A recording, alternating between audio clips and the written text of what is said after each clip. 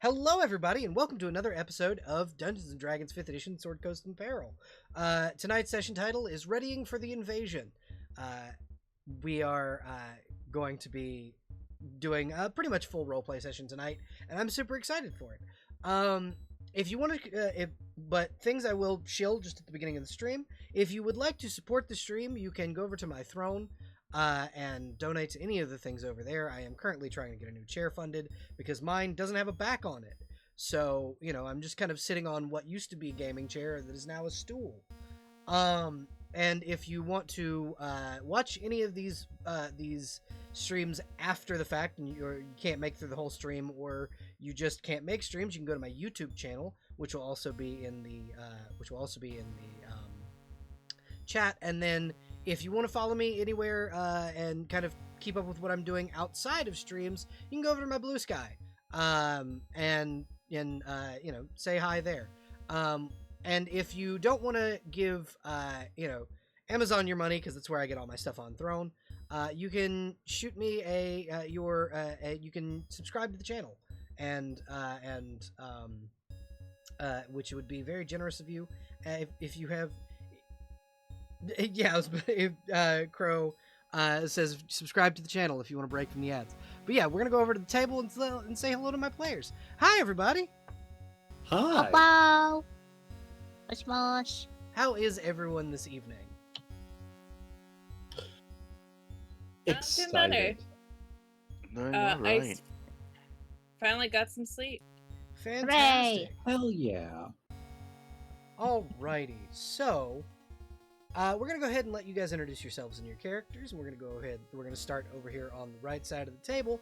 Eldritch, why don't you start us off? Hey, I'm Eldritch, Mr. Golden Queen on Twitch. I go by she, her. I'm playing, she, they even. I'm playing Lorraine Bailiff, aka Lilith, Warlock, Artificer, Multiclass, Fiend, Warlock, Armor, Artificer. Lorraine goes by she, her. I think that's about it. Alrighty. Crow, why don't you go next, please? Hello. My name is Resident Scarecrow, but please just call me Crow. Tonight I am playing the Goliath monk, Ashton de Tempête, formerly a human. His god revived him. I and my characters use he/him pronouns. Ashton likes punching things and collecting pets. He currently has a gaggle of mimics, a rat, and a robot octopus that sort of just hides on his arm. Yeah! Up next, Poppy, why don't you introduce yourself and your character, please? Hello, I am Poppy and/or Abby. You can find me on @PetitePoppy on all forms of social media. Unless I forgot, then congratulations, you found me. Yahaha! I'm a tricksy little fae who is puppeteering a dragonborn tonight, named Hero Gleamstone. They use the they/them pronouns. I use the she/her.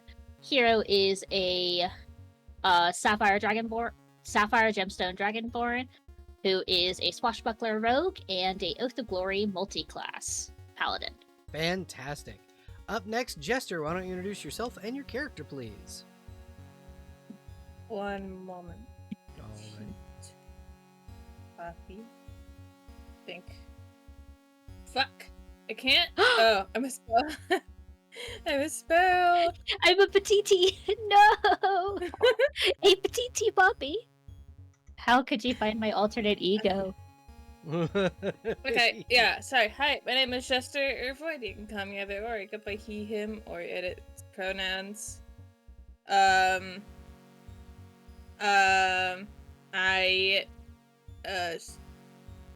sometimes stream on Twitch as Beckoning Void, mainly playing Velatro. But tonight I am none of those things. Tonight I am playing Quincy Imjin. He is a drow fighter who's doing his best given the circumstances, but he's fine. He's fine. If you asked him if he was okay, he would tell you he's so cool, there could be nothing wrong with him. He's definitely okay. Definitely. He's so okay, guys. You definitely he also can't uses hear. he, him pronouns. You definitely cannot hear sobs coming from the basement. I don't know what you're talking about. No, it's fine. The basement's soundproof. You can't hear nothing. It's fine. That's it though. I'm good. And finally, Miss Huffy, why don't you introduce yourself and your character, please? I am Miss Huffy. I'll be playing Charybdis, the Shark Princess today. We both use she/her pronouns, and you can find me at twitch.tv/Miss Huffy. And patreon.com/Miss Huffy. This is true. Alrighty. Who would like to give us a recap of what happened last week?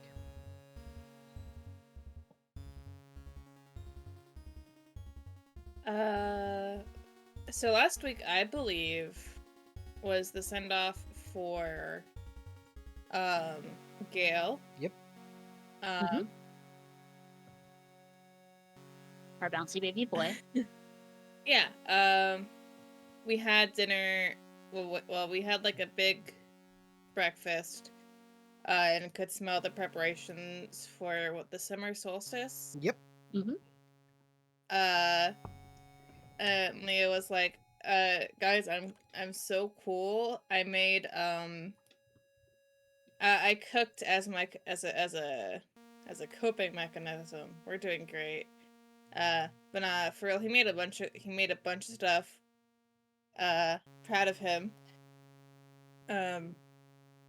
We had, I know that we had the fucking Blackstaff and don't tell me. I'm beaming his name into my brain. Her name? No, that's Blackstaff. Yeah, Blackstaff is we- gender fluid and uses all pronouns. Fucking Yeah. the person Mordenkainen. Yeah. Mordenkainen. Yeah, Thank you. I was gonna say the one with the big mansion. Don't forget Leo's Yeah. mom. Yeah, I was gonna get there. Thank you though for the reminder. So we had Mordenkainen, we had Blackstaff over. I believe it was Blackstaff that was tiring himself the fuck out. Dead tired. Yeah. So bro's taking a break, Gale's going in his place.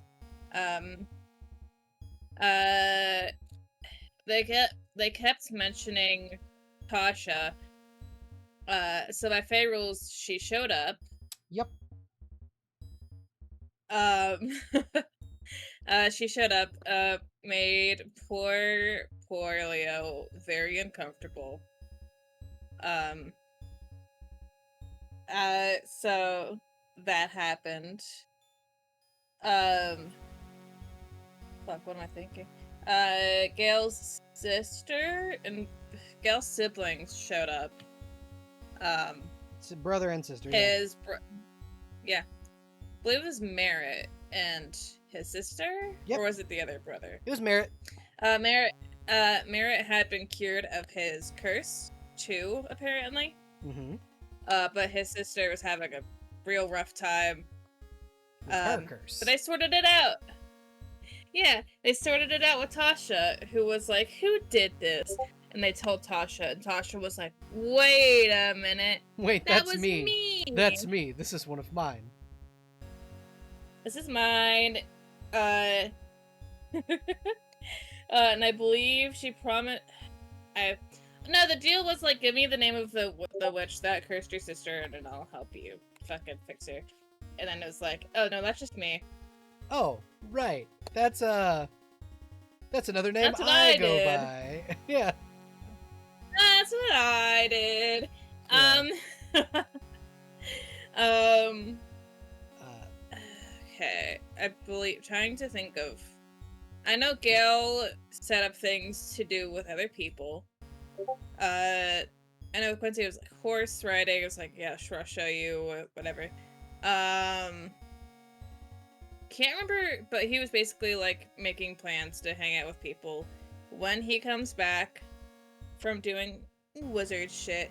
I know that Lorraine was like, what was it? A very protective, and like my at fucking Mordekainen of like make sure he's okay and then he comes back, I think. It's the Yeah, the- make sure he make sure he's okay and he comes back. Otherwise, I will bring hellfire upon you. yeah, yeah. Yeah. So.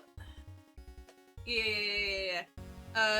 It's Lorraine is still. Mm-hmm. Lorraine is still with us today, so bonus.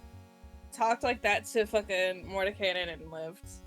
well, it helps when you are Hell's favorite princess. True.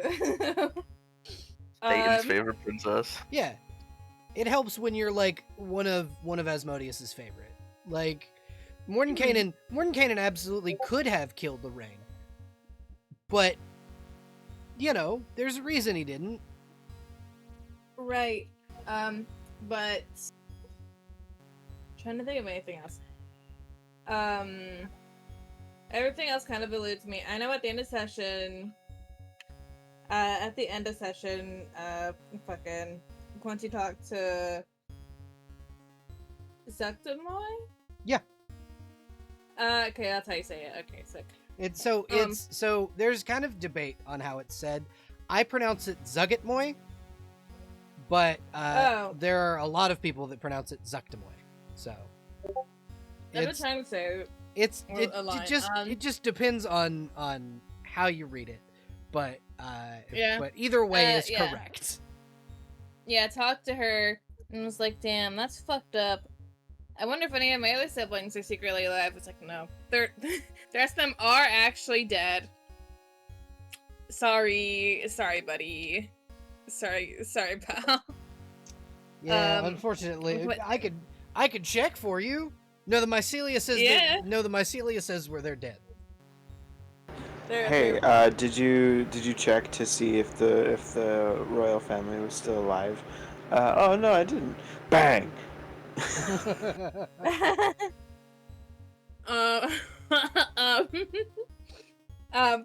Yeah, I think I'm probably missing some little things. But I think it was just getting affairs in order before Gale had to leave. Oh, Gale did leave the little cat. Yin. Little cat. Yeah, left Yin there with us. Yin and Sir Leroy were both left with you guys to help with preparations. Yeah.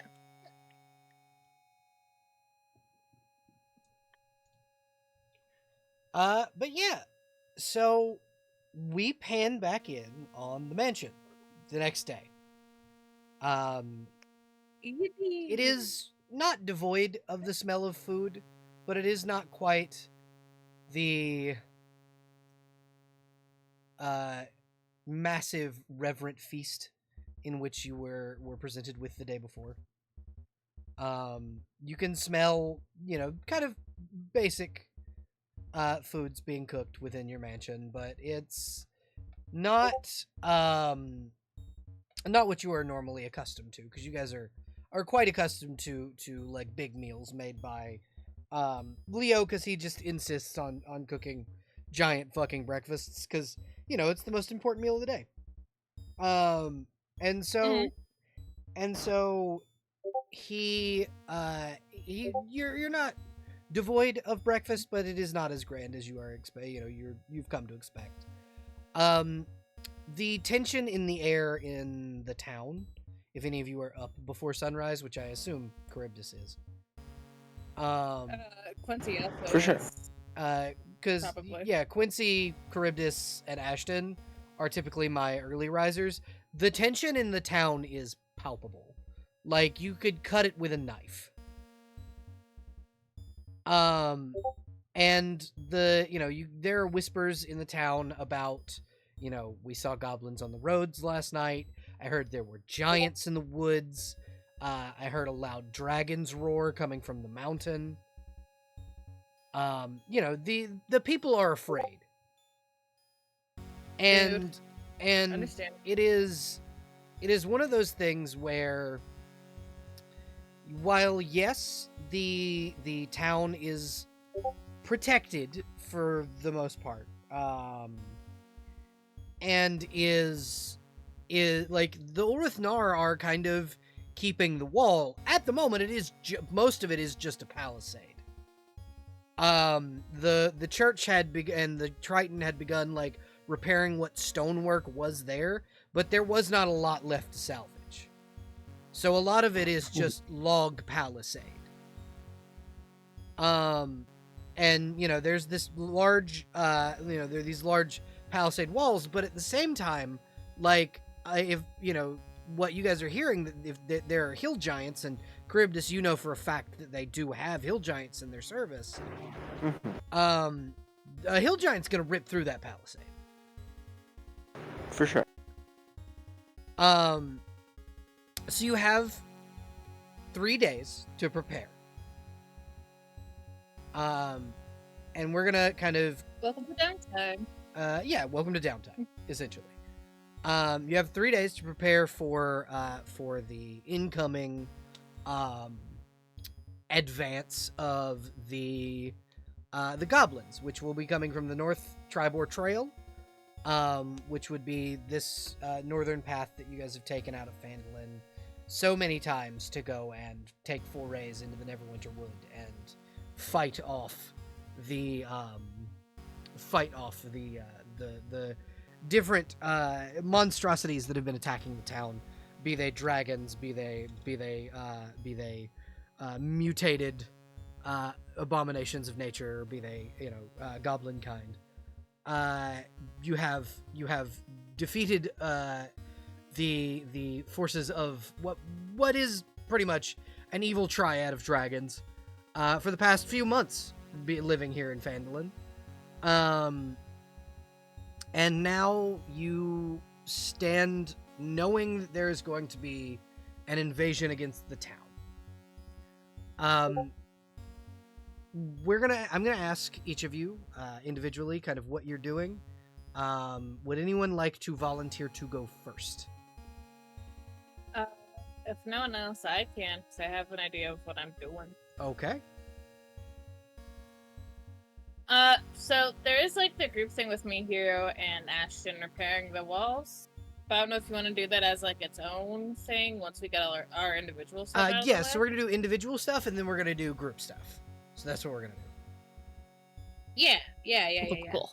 So I think a big part of the 3 days is Quincy gathering what common people there are, and helping them learn how to, like, here's like the bare basics of combat. Here's how you can defend yourself. Also, I think doing this with the mind of, number one, keep them alive. Number two, maybe this will help ease the tension a little bit if they know how to defend themselves. Yeah, so you the get... the second one, secondary kind of thing. The secondary thing is like kind of a little less important, but also would be nice if the town was not quite as tense. You know what I mean? Yeah, absolutely. I think you get like 15, 20 people that are willing to like train and learn how to defend the town. The rest of them are like school-aged children, things of that nature. You do get 2 very specific school-aged children that try to help. Yeah. And their names are Joseph and Ezra. I think if they want to be a part of it, he will just use them to demonstrate, because kids absorb information pretty quickly. Yeah. So he'll just show them like what to do, and then just point to them and just have them do it, and have everyone else copy them. Let them feel involved.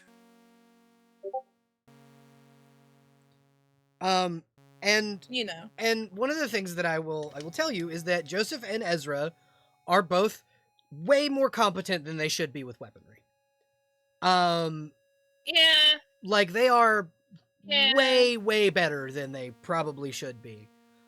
Indicating that since the last time you encountered Joseph, you've encountered Ezra recently. They have been practicing a lot. Someone in the town has been teaching them. You don't know who, but like someone's been teaching them how to fight. Well, at this point, there's not much you can really you about it, but teach them how to do it safely in a way Exactly. that will keep them alive. Exactly. And so a lot of you can kind of see a lot of the adults that are there watching Ezra and Joseph kind of show them what you're showing the two of them, and then the two of them showing the other adults in the town what they've learned, and people are like, the morale's going up. People are like able to understand a little better. Okay, so this is what this is, if these kids can do it, we can do it, essentially. Yeah. Quincy, And I think a lot watching these two kids, watching Joseph and Ezra, you start to recognize the sword patterns and the teaching. Cynthia Hallwinter taught these kids to fight.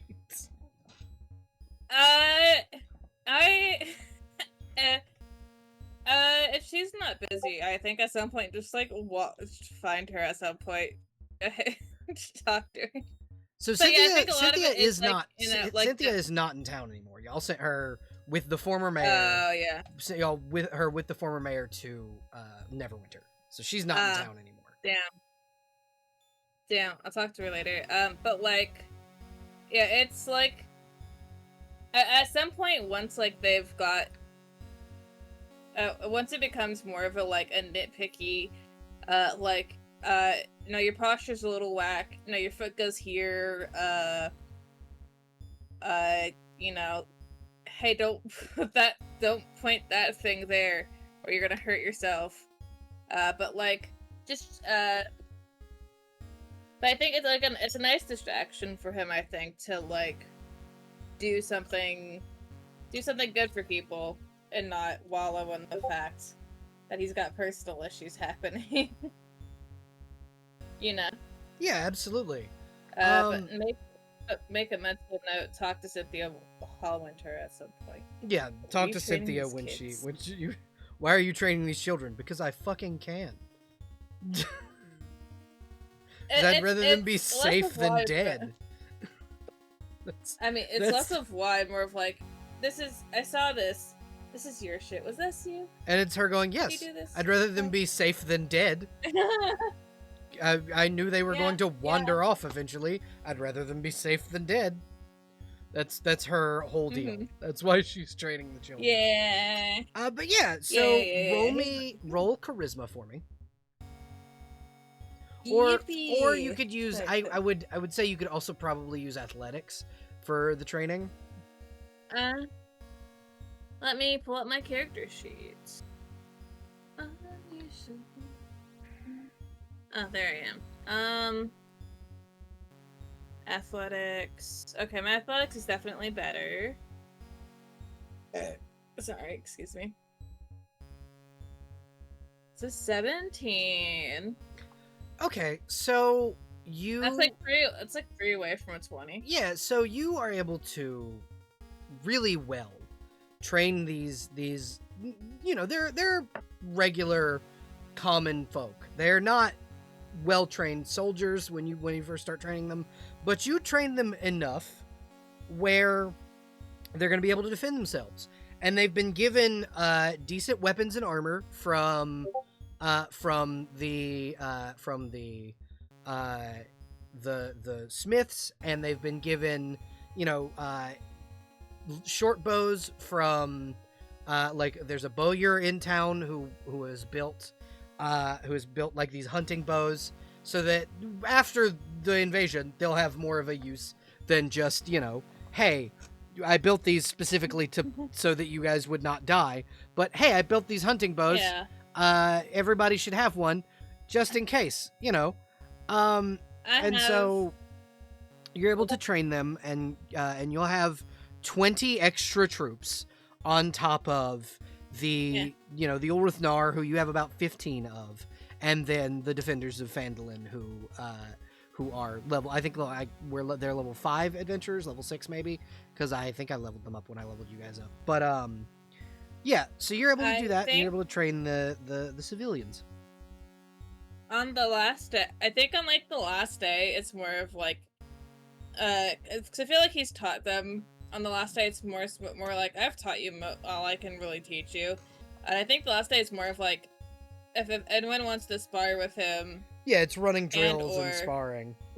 yeah, it's just him, just like sitting there. It's like, all right, fuck it, whatever. Y'all kicked it. The children probably spar with him at one point. I look at them, the little guys, little blorbos, little babies. Yeah. But yeah, All right. that's what I got. Up next, who would like to go next? Probably me. Okay. Because mine's nice and simple. All right. What's Ashton doing? He's helping build up the Palisades. He's helping build walls. So that is going to be a group Uh, activity. So do you have anything that Ashton would do just aside from that? Because I'm going to give you and Poppy and Jess all an opportunity to like role play with each other's characters when you guys are doing Palisade stuff. If he's not doing that, because I kind of figured in order Ashton doesn't know much about building walls. He Uh-huh. knows more about punching through them. That's totally understandable. So I was hoping he knowing would the be so spending- knowing the structural integrity points of a wall to punch through it would actually kind of give you a good like idea of like, oh, this is how you could stop someone from punching through this wall. Yeah. So if he's doing something other than building walls, honestly, I think he's probably trying to prepare food at the tavern so that way like the entire town is well fed and well equipped in order to survive this upcoming fight. All right. Hell yeah. Charybdis, I believe you have an idea of what you're going to do. Do you believe that because I've been doodling? Yeah. That and Yeah. Yeah. That ends? And the messages you sent me in DMs. Ah, I didn't realize I had hit enter on those. Yeah, no. Cool. So, yeah, she's gonna work on some of the defenses, and so up on the top left here, we've got a dam right above the Triton embassy that she's going to form to kind of build up water in anticipation for a trap, which will be some pits filled with fetid meat or whatever sort of essentially trash food that they can get from the village that are going to hopefully attract the attention of the giant. Once the giants are either contained or intrigued by this meat, the dam will be burst, and this whole section on the left side will be flooded. Fucking Lord of the Rings Ent style, release the river. Yeah, so that's why I've kind of mapped out a couple little areas along the path here that are going to be essentially just especially well walled by the Palisades, if she can help it. Just making sure that water doesn't fucking flood the town. Yeah, that is a concern. I did also have an idea for the walls themselves, which is more of a way that we will be ideally handling some of the goblins. So, do you recall the, like, essentially glow stick liquid stuff she used to use for the, for, like, tagging enemies in her smoke? Yes. She's essentially going to be building up a shit ton of that with her alchemy jug and using them as these little traps that are going to be at the top of these walls. So that when people are equipped with either just her tritons using their natural smoke abilities, or if they use her troops like bonus jars of ever smoking bottle. Essentially, it's going to be a cute little rave where all the glowing enemies are nice and easy to see, and all of the civilians can hide. Fantastic. You know what else your fetid meat pits are gonna attract? that will probably end up attacking hate the to hear giants. Carrion Oh, crawlers. cool. If it's gonna be fucking with the giants, cool. Well, I'm gonna try to flood them all. Anything that's gonna try and take a carrion crawler's food is gonna get attacked by the carrion crawler. But having a Yeah, you're probably giant right. pit of fetid meat is gonna attract carrion crawlers. Yeah, the intention is to get the giants intrigued and flood them. Yeah, as they're being attacked by carrion crawlers and potentially sturges. Hell yeah. Because sturges like to build up where there's kind of like mosquitoes, where there's large bodies of water. Cool. Gonna suggest that the town buy some nice little, like, what those fucking The tiki bonfire torches? mosquito aways. Yes, you knew exactly what I was talking about. How did you do that? I'll just Yeah. smoke them out. Don't worry about The it. citronella torches so that they stay away from the Yeah. town. Exact- That'd be. You guys should, like, get some torches or something. It's gonna get gross here for a couple days. Yeah, it's the town setting out citronella torches and fucking the Cromwell's kind of paying for it so you guys don't have to. But yeah, absolutely. Sensation.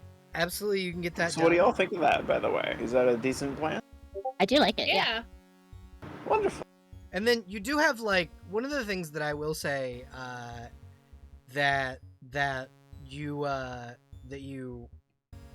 as a character have is about 50 trained Triton warriors that just kind Yeah. of chill in your embassy. So y'all are the Yeah. first line of defense. Yeah, exactly. That's why I was kind of basing it around the fact that most, if not every single one of her soldiers has that smoke ability and Yeah. a ever-smoking bottle as of the most recent incursion they were a part of. Awesome. All right, cool. Okay, so you've got that. Which means there's probably only really one way the goblins are probably going to be able to get into the town, which is good for you guys. Yeah, And- and they don't even know that we know about it. Yeah, exactly. All right. Hero, what are you doing, do we think? I broke it down into morning, afternoon, evening, Uh-huh. kind of in my head. So whatever is slotted for build the palisade walls, like with the three of them, either that yeah. would be first thing in the morning or in the afternoon. Yeah, probably mid-afternoon. That's kind of like a Mid-afternoon. you guys helping with like the putting the like stonework behind the palisade, stuff like that. So I'll give you guys, because Charybdis also is doing palisade stuff, I'm gonna give you guys a chance to, as a group, kind of hang out and talk about that and Yeah. like talk about Yeah. war strategy, Dragon Age Inquisition war table style. Yeah. But yeah. But in the morning, Hero would actually go see about helping. She's the cleric. Sister Michelle. Uh-huh. On, like, while Quincy is teaching them how to fight, it's more of Hero helping Sister Michelle teach, like, first aid. Yeah, and she's got a bunch of people that kind of didn't feel like they wanted to fight, so it's more farmers, things of that nature. And they're learning first aid, they're learning simple healing spells, like healing words, stuff like that, people that are willing to learn. Or like quickly bind a wound very quick and where to go. And like build a exactly path exactly if someone gets injured on the war. Yeah, and people learning how to build like gurneys to carry people from the battlefield, stuff like that. You can roll me wisdom for that if you'd like to, and you can roll it at advantage because you are there teaching with Sister Michelle. Give me wisdom, or it's still the same. Yep. It's still the same. I like to imagine Hero. Just a 9. Roll medicine instead. Roll medicine instead at advantage. Still the same. 20. There we go. So you have taught a lot of these people kind of. So there's a feat, and I don't remember what it's called, but it allows you to heal people with a medicine kit. It's the healer feat. Yeah, so you have given these people, these level 1 adventurers is what I'm going to make them into, essentially, the healer feat as their feat. Yeah. That's what you. That's Healer or what you have- tough. yeah. Some of them could be Yeah, filled exactly. with toughness. Exactly. So you have taught them to heal people with a healer's kit. Yeah. So that is what you're doing in the morning, because I imagine like morning is when drills take place. I imagine morning is when people are being trained, stuff like that. Mhm. Um, Yeah, and then would join Ashton in the evening, where Ashton is cooking. Hero is doing their bard stuff, Hell yeah. despite the fact that they're not a bard, so performing. Yeah, performing. I mean, Bard, not Bard the class, but Bard the profession. Bard the profession, yeah. Yeah, exactly. It's performing while also handing out food and drinks to people. Fantastic. So there are 3 separate inns. One of them is abandoned. You guys could straight up set that up as a soup kitchen. Like for free. The town's not going to be upset if you guys set that up. Just so you guys can do that, and people can come there to like learn from Quincy and learn how to Yeah, it's do like in the first aid center of from the you. town. Yeah. Yeah, next to the church. Yeah. Yep. So yeah, it's set up. It's out of the church's fellowship building. It's fucking. But yeah, Lorraine, what are you doing? Do we think?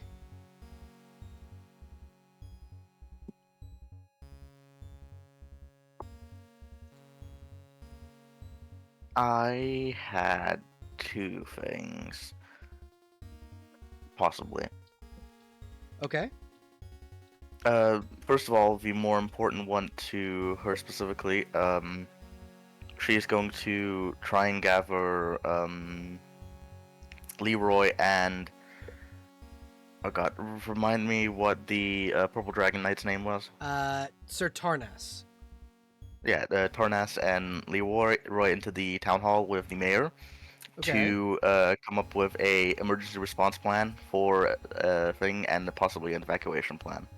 Okay. You can absolutely do that. Agatha, the mayor, will kind of be in her office, and Sir Leroy will follow you quite quickly, kind of deferring to you. And you can meet Tarnas at the Lion's Cloister, and kind of follow along. And Sir Tarnas will kind of look at you and go, "So we're looking to what? Evacuate the town? I'm pretty sure a good portion of them aren't going to leave their homes." We don't necessarily need to evacuate just yet, but in the event of emergency, we need to have a plan for it. That's understandable, but I know a good few of them are going to be fighting. That's fine too. It And doesn't mean that we can't have this in place. as you open Agatha's office door, because Tarnas had kind of let you in the main door, because there is no secretary anymore. It's just Agatha in this big fucking building, this tiny little lady in this giant building. She looks weirdly calm. Like, she's just doing paperwork as you guys enter. And, like, last time you came in, she was frazzled. Now, she seems, like, calm before the storm, almost. Rain sort of, like, knocks on the doorframe. I see you've settled in rather well. Come in. Yes. When you're on the verge of war, you tend to do that. So, let's see.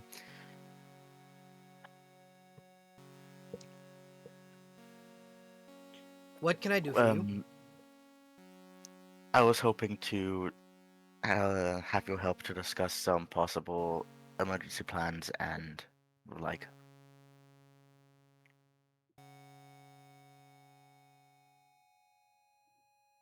Mm-hmm.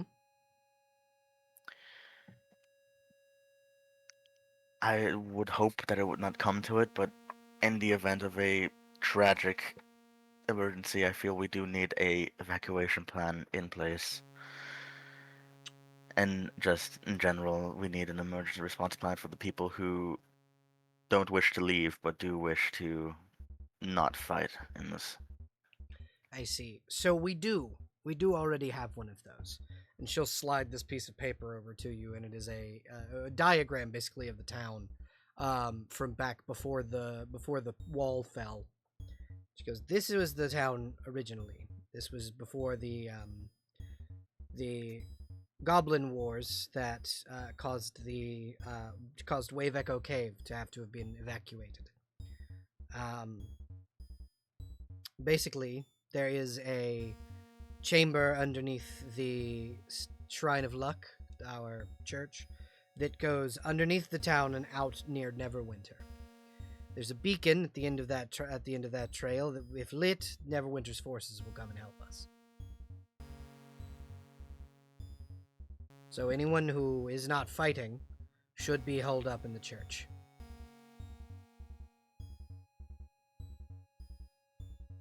And remind me on the actual map where the church is. The church is Which over one of the here buildings was where Sister Michelle is. These gotcha. this like plot of land is, there's the shrine itself, there's the church building, then there's the like little fellowship building where all the food is served, and then there's Sister Michelle's house. Okay, good. It's basically dead in the center of town, and the goblins probably won't be able to get past you folk, the Ulrithnar, and those Triton soldiers before we can get people out.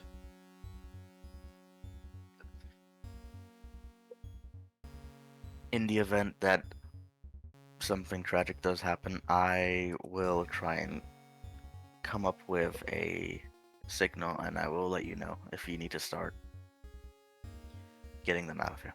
And she'll nod, and she'll go, "I understand. I will gladly make sure that the people survive." And you see her kind of reach over to what appears to be a dying flower on her desk, and she will druid craft it back to life.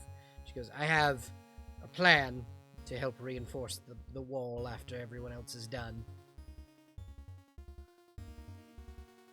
But other than that, may the gods help us." And she'll like go back to doing her paperwork, and Tarnas will kind of go, "That was bleak." Well, we are in a bleak situation.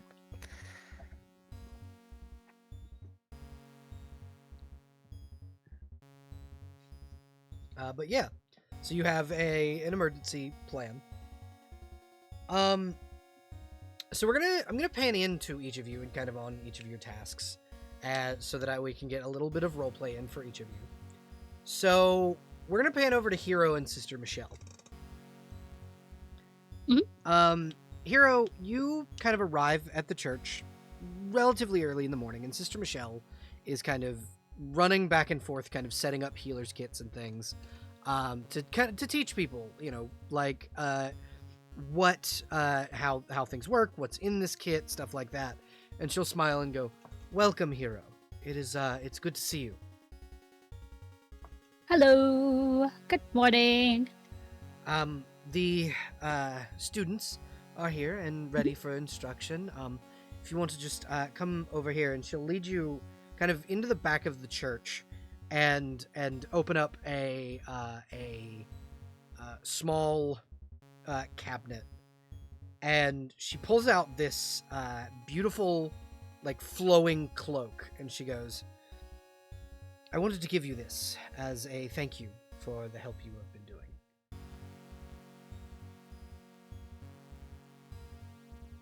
You don't have to. Honestly, you all should probably keep all of your trinkets and everything for the big dragon fight in the future. Well, this isn't magical or anything, it's just pretty. Oh, okay. Okay. Sentimental. Yes, sorry. And what you do see on the like cloak itself is it is it's a depiction of a similar style dragon to what Hero is, flying over the spine of the world.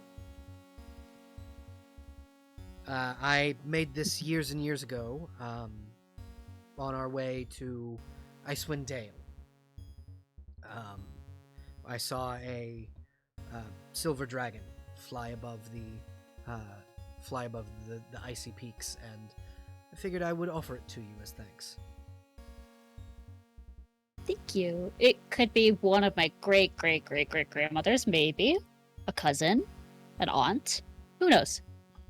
Perhaps. You can roll history if you'd like to try and identify the dragon. Sure. I am so great at that, being a dragonborn from the Feywild. It's a 15. So, 19. So, you don't know your history is kind of muddled because you were in the Feywild for a while, but you have heard legends and stories about ancient heroes, and because you had to be able to teach them to the little kids. And in one of those old stories is a story of a silver dragon who at one point was in love with a Fey queen. And this dragon took the form of a great knight. And the knight's name is lost, but they were known as the Swift Wind. And that is probably, more than likely, what this is depicting.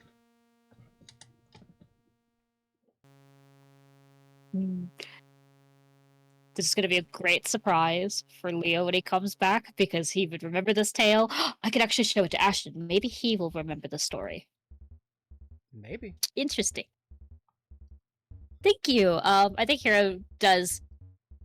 They're very much like a person who does not understand that people have space. Yeah. So would scoop her up in a big tight hug. So Sister Michelle is one of those people who also does not exactly know other people's boundaries. She hugs you back just as tight. She is one of those people who is very much a I want to hug everybody kind of person. So like she's very happy that someone else is like, oh yay, someone else also hugs strangers. Sorry, again, lived in a carnival all my life, so boundaries mean nothing, and really, the Fae kind of just do what they want. It's just normal things. Yeah, exactly. And honestly, we should hug people, normalize hugging as a form of just in general platonic affection. There's nothing wrong with giving someone a hug. It brings up so many moods, unless people have trauma with hugs, and usually they tell you immediately. But yes, exactly. Exactly. It's fine. I need to hug my party members more. Yes, quite a few of them seem very, very sad.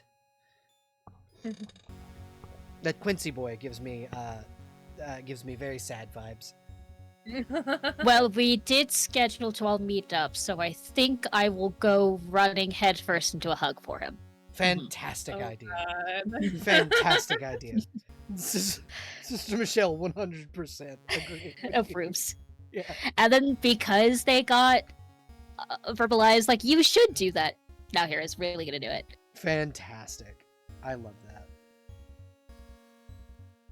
that. But yeah, so that is, and over the course of probably the next 3 days, Sister Michelle and Hero can like bond, because Sister Michelle was actually, and I'm gonna give a little bit of backstory for the audience, for these players, or for these characters. Sister Michelle was one of my best friend's characters in high school. She was first time she had ever played D&D, and Sister Michelle was a very, very fun character to be in a party with and to DM for.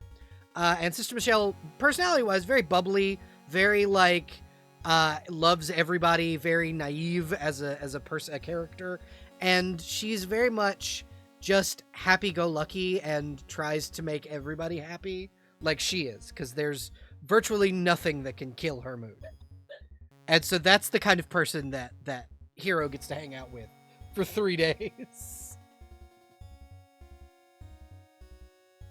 Gotcha. Yeah, and I feel like Hero very much plays up, like what Jester and I were talking about, really plays up, like, I am the wounded, I'm the victim. Yeah, absolutely. And what Sister Michelle should do.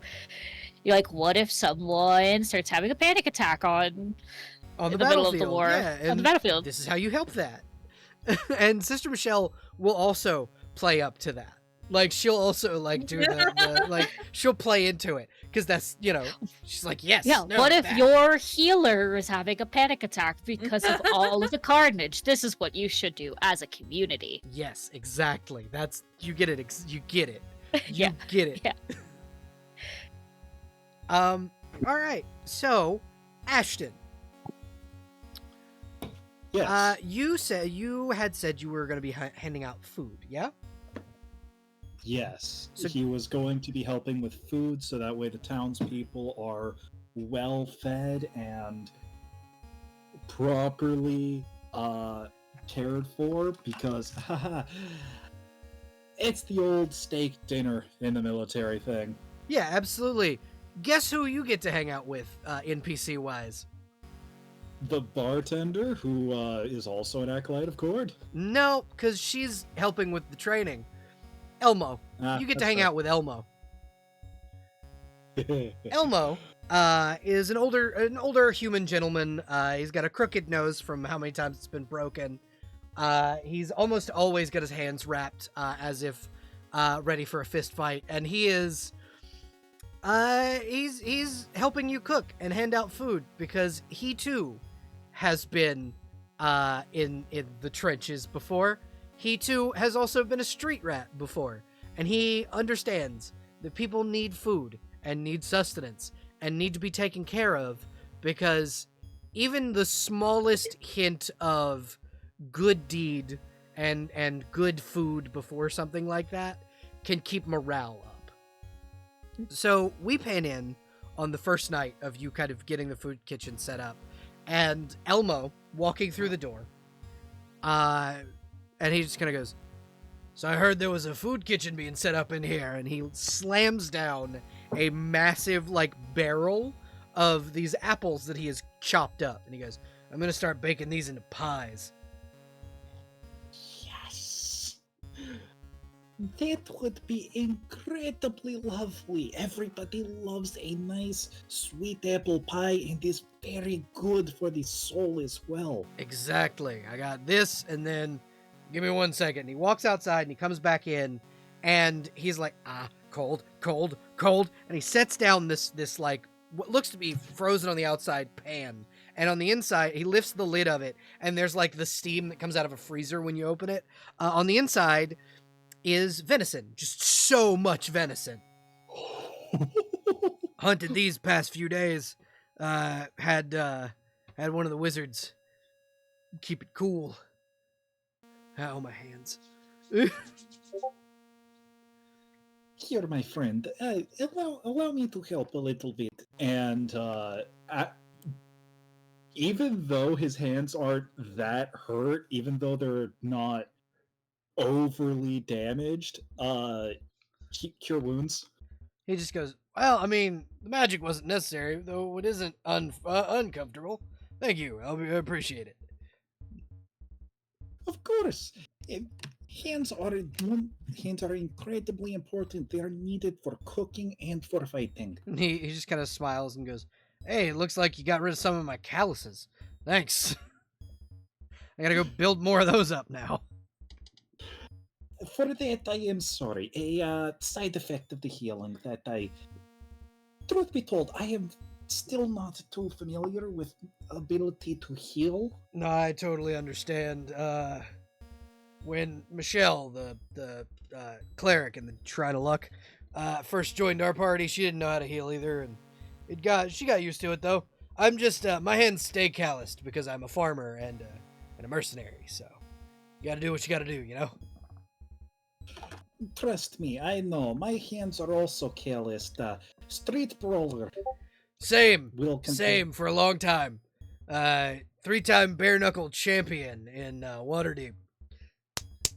Oh, after the big fight, my friends and I are planning on visiting Waterdeep. What were your old stomping grounds? I might be able to see some old friends of yours. There's a bar on the south side. It's called the Crucible.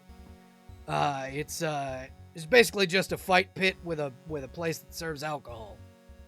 They do a tournament for 3 days there. Technically, no one can claim the championship because I'm not there anymore. But you could always fight for second place. And he laughs.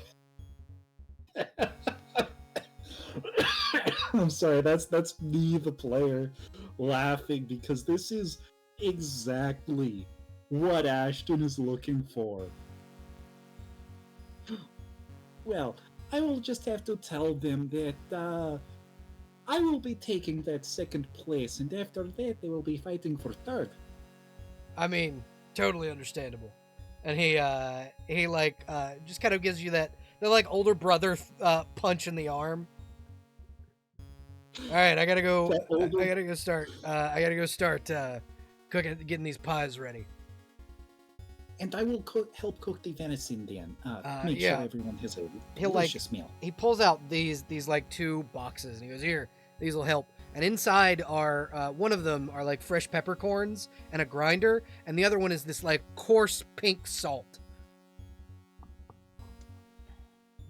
Ashton, you know, hasn't been that well versed in kitchen etiquette. He just knows, oh yeah, certain things are really good and nutrient dense.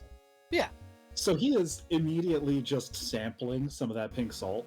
Yeah, it's so. The best place Is to it get the same this. salt we found Mhm. in the mines? Yes, it is. One of the best places to get that salt is Wave Echo Cave, but also like Mount Hateno, which is a giant fucking former volcano, and then also there's a bunch of salt mines back where Ashton comes from, back home, because your Flan was a seafood town.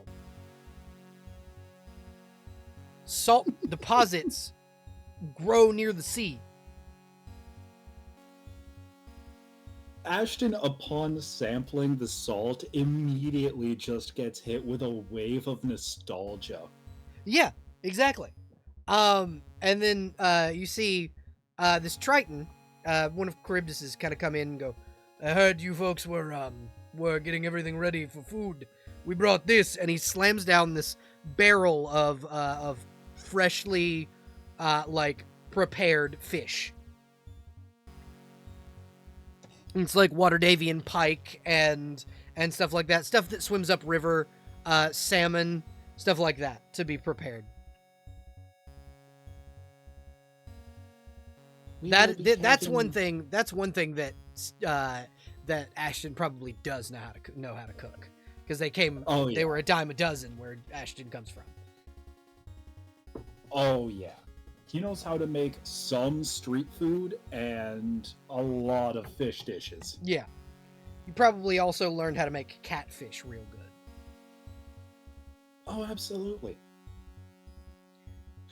Oh god. So yeah, no, Ashton is happily cooking, trying to both stretch out the food, but also make sure every dish is packed with nutrients. Surf and turf time, baby.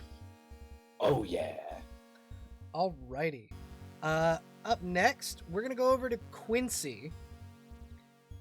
Quincy, you get as you're training the recruits, the dwarven man, Darius, cousin of Gundren Rockseeker, and defender of Phandalin, will kind of come up to you and go, "How are they faring?" They're doing really good, actually. Coming along really good. Our chances are a little better now, which is very nice. I'm glad to hear it. How are you faring? Well, I'm here. Mostly just focusing on making sure these people don't absolutely, making sure these people can make it when the goblins get here, so. I see. You're not gonna pull any of that weird mushroom magic, are you? No. Number one, I wouldn't. I also can't for at least a couple more months. For at least a couple months. I see. But I would ask first. It was a panic move. I understand. And yeah. I haven't gotten the smell of mushroom out of my helmet since then, though, so you gotta... Yeah, it sticks. I'll probably smell like that for the rest of my life. I mean, that's to be expected for somebody who worships, the mother of rot. Yeah. It's not a bad smell, I don't think. Sure. This is the same thing as my cousin What? Gundren saying the smell of brimstone isn't bad. Sure. Look, everyone's nose is different. He gives you this look like, yeah, sure, buddy. Smell of rotten decay definitely is something you could just get used to. He was thinking about more like mushrooms and shit, but like, go up. But I feel like you become nose blind after you smell like something Oh, for yeah. so long. Oh yeah. Well, so regular like the white cap mushrooms, sure, they smell fine. But when you get to certain fungi, especially the kind that Zuctomoy like builds up, it stinks. It smells like rot. Yeah. But no, things are going really well over here. I'm actually very relieved. So, and he'll point to like the kids who are probably like currently demonstrating something. They're shockingly good at using those. I mean, they were training with Hallwinter. Yeah, that's what I was suspecting. That's what I've been thinking. Yeah. They trained a little bit with me and a little bit with Tarnas and a little bit with Hallwinter. I mean, not like it's a bad thing. Yeah, I mean, I wish the little tiefling one wouldn't go off and hunt down the sturges. I don't know where the fuck he found one of those, but oh, I know where he found one. He thought we were clearing out. I believe it was way back a cave. Oh yeah, I forgot. Yeah, that makes sense. Yeah, showed up at the main entrance while we were getting ambushed, and then the child is there. He just so we had to send him out.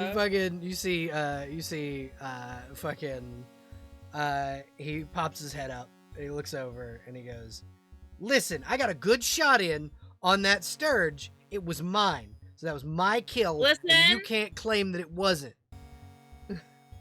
Okay, but like, talk about that later. Right now, you're holding a very sharp weapon, and you should be focusing. I've held this sword more times than I can count. I'm fine. Even seasoned veterans make mistakes. He's me as he goes back to showing people.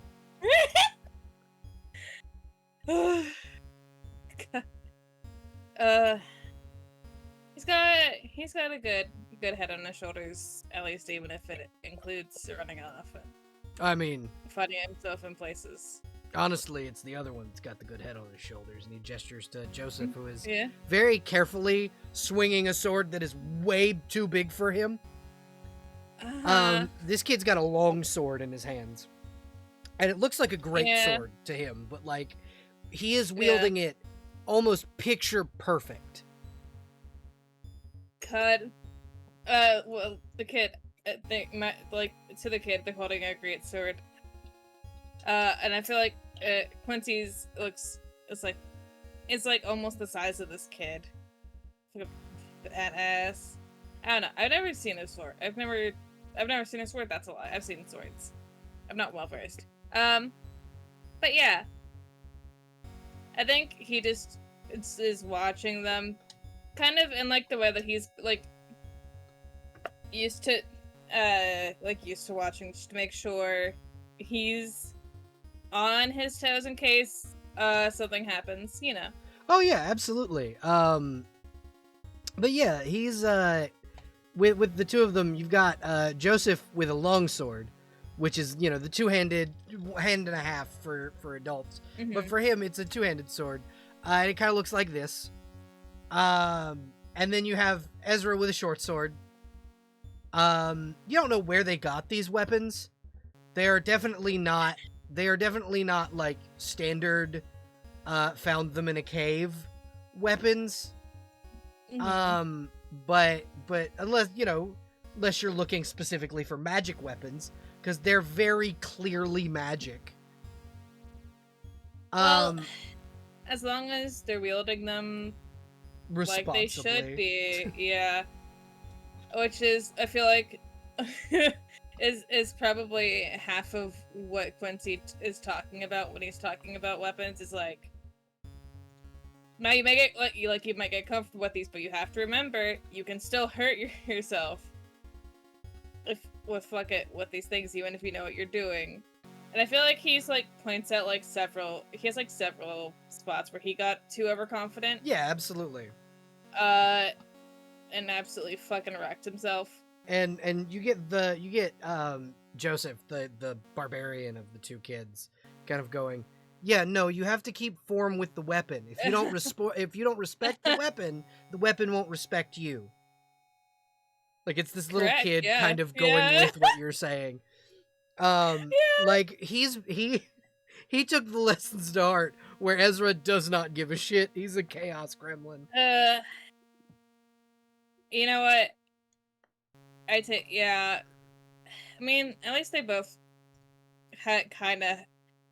They're not going to be on the front line, obviously, but they should be able to handle themselves at least a little bit if anything happens. Yeah, exactly. If Ezra had it his way, they'd be on the front line.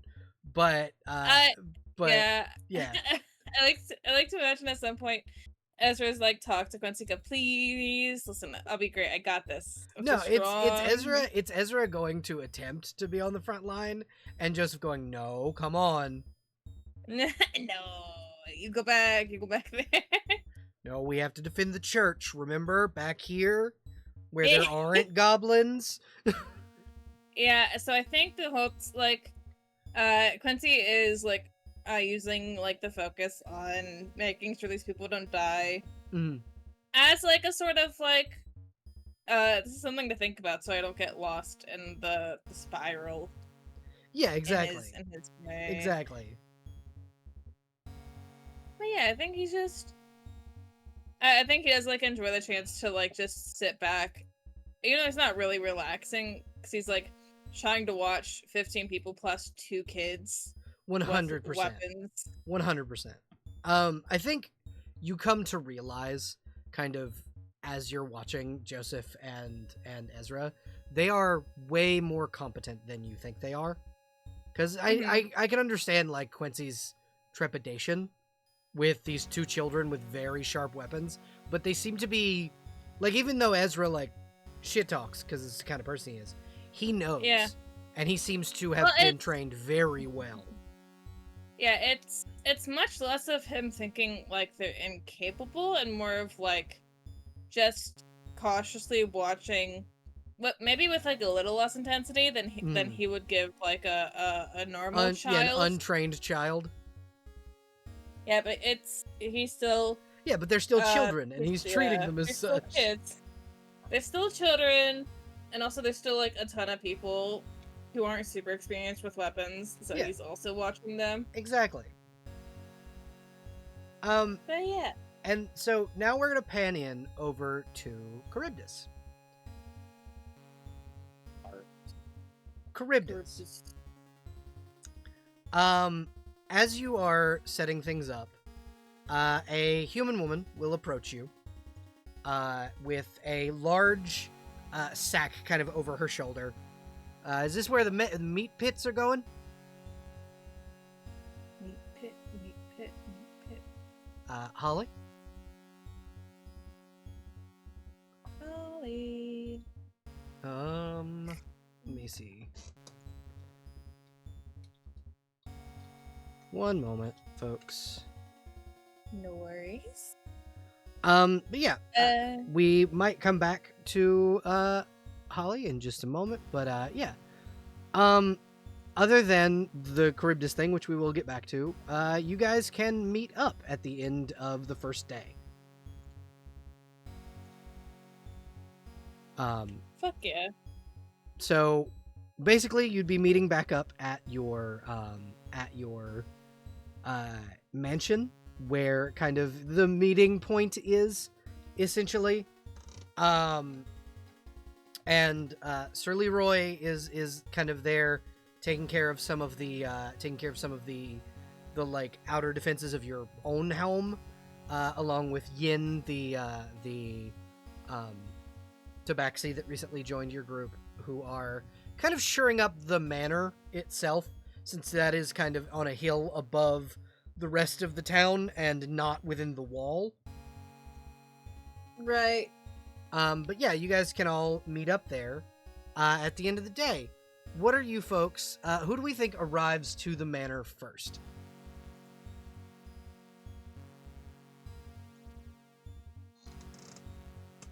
I mean, if no one else, I imagine probably Quincy then. Alrighty. Okay, because letting people rest after doing a bunch of shit is important. Yeah, absolutely. I think Lorraine would be pretty close to one of the first as well, since her thing was pretty quick as well. Yeah, absolutely. So you guys get back, and there is a meal kind of made for you, and Quincy's just kind of going, "Welcome back. I've got the I'm starting to get some defenses made for the house. I was thinking we could put up my griffin around here, because she's a strong girl and she could take quite a lot as long as they don't bring any giants." Is it common knowledge among, like, at least the group of us that giants are coming? Yeah, that's common knowledge between the group. Yeah. As long as no giants are coming, I think. Well, as long as they don't bring giants to the okay. manor is what he's saying. He knows that giants are Oh. coming. It's more, as long as giants don't come here, she can fend off from goblins. Because he knows okay. Charybdis has a plan for the giants. Okay. I get you. Hey. Sorry. But yeah, I mean, it sounds like a good plan. Ideally, we keep the giants away from here and keep them down there. Yeah. Hopefully the Miss Charybdis's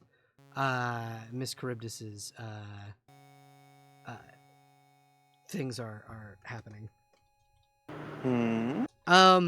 Welcome back. I had called on you. Sorry, were you about- calling on me? Oh Yeah. my god, I'm so sorry. It's okay. I had called on you to see if you were I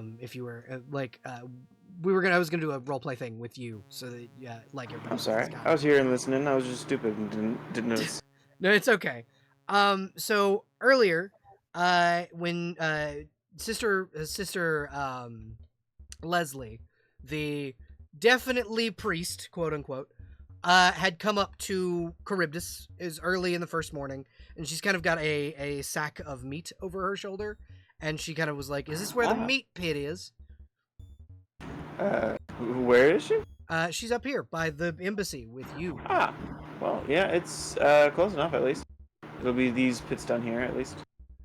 And she kind of brings it over, and she goes, "Yeah, I brought these," and she'll basically lay out and it makes a squelching noise when it hits the ground, but it's like bags of pork belly. Sensational. She's like, "Figured these would attract hill giants. I'm a pretty decent trapper myself." And she kind of is pouring them in each hole. Certainly. It's pork belly. It attracts everything.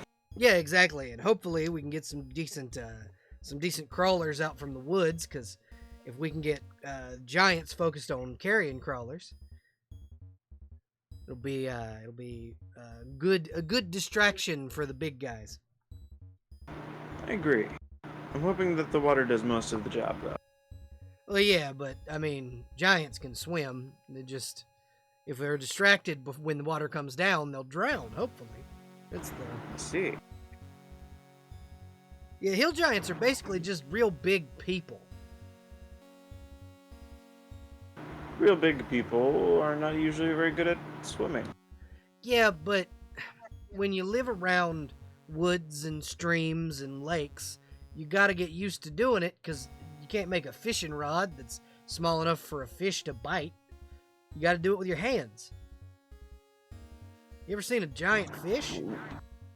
I was gonna say, why not? So, normally, a normal fishing rod is the size to a giant is the size of a toothpick would be to you. They can't functionally use them. Why not just make a big person-sized fishing pole? Because and she kind of gestures to a regular sized fish. She goes, "This fish is not going to be able to bite a giant hook and not know it's not a giant. It's not a giant hook."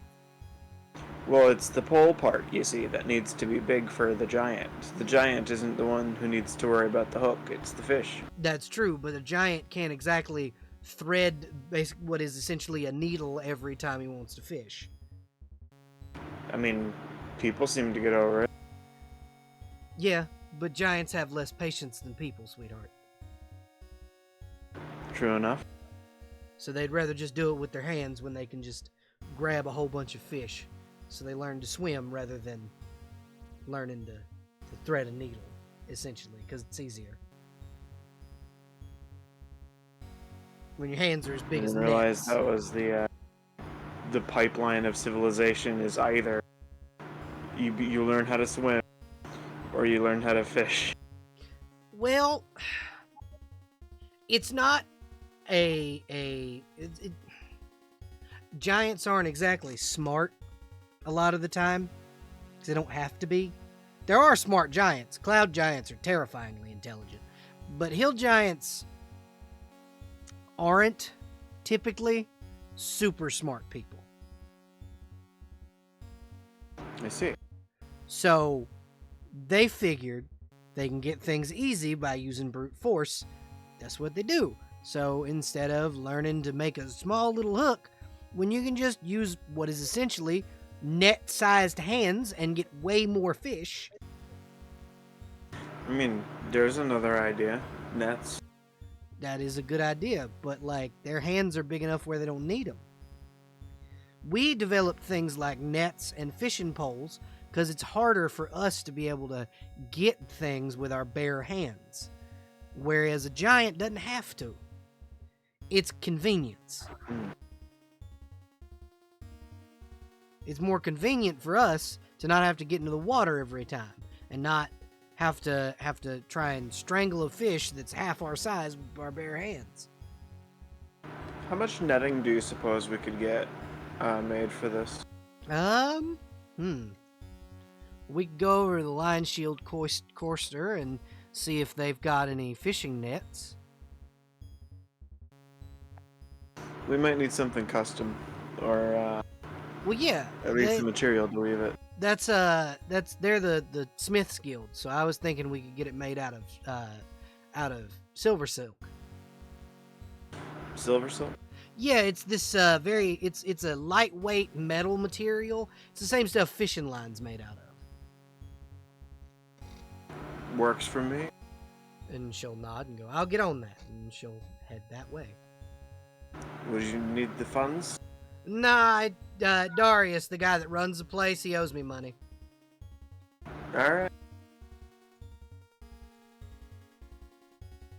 But yeah. But yes, Charybdis, you can get the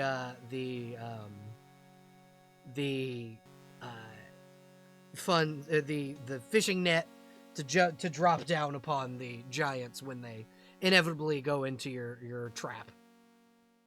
Hell yeah. But yeah, so kind of panning back over to the scene with Sir Leroy. Charybdis, when do you think you would show up at the manor at the end of the first day? At the end of the first day. Yeah, so I'm saying, like, because we have established that Quincy and Lorraine probably got there first, right? Okay. And kind of the conversation they were having was that Sir Leroy kind of look at Quincy and go, if Lady Charybdis's trap works and the giants don't show up here at the manor, my griffin can probably fend off a good few of the goblins. So that's kind of where your name was kind of brought up before. Do you think Gotcha. Do you think that her name, that she would be there in time to hear that comment, is more what I'm asking? What is the reason for coming to the manor? I mean, I guess it's like your main home location, and B, it is kind of where you guys had agreed to meet back up at the end of the night to discuss war plans, essentially. Okay. I was gonna say because it wasn't toed or anything like that, so it was mostly just so that I would understand if it's for leisure, she's getting there last. Yeah. If it's for meeting about something important, she's probably gonna get there pretty early. Yeah, because see the big thing was that's the central meeting location everybody can kind of meet up at, and Sure. And is easy for you guys to all kind of discuss plans in that location. And what you guys all kind of see when you rock up on the mansion is Yin, the Tabaxi, and Sir Leroy, and they're kind of setting up, like, Yin has set out, like tripwires and things that Sir Leroy had bought, and Sir Leroy is making an area where his griffin can just set up to pick off goblins that try and attack your house. And he had mentioned you, and, you know, as long as any giants don't show up, and there's a clear visible like fear when he talks about the giants, because one thing that you would know, Charybdis, is that a giant was one of the things that starved him to death. It starved this man Leroy to death. Yeah, because that was the this is that's that him. was the giant. Yes, that was the that was in fact a giant. Oh, I see. Yeah, it was a hill giant. Now I'm connecting those dots. I'm remembering who you are, Leroy. Pat. Yeah. But yeah, he you know is he kind of looks at Lorraine and Quincy and more than likely Charybdis and goes, I've got my griffin set up in the southern ward, and then there's the tiefling man that lives in the woods outside of our house that said he would cover some of it. I don't know who he is though. And he's Tiefling man. Yeah, I think that's it's Merritt. That's Merritt, yeah. Yeah, that's what Quincy would say. I think that's Merritt. Who? Yeah, Leroy has not met or does not know who Merritt is. So just saying that's this person.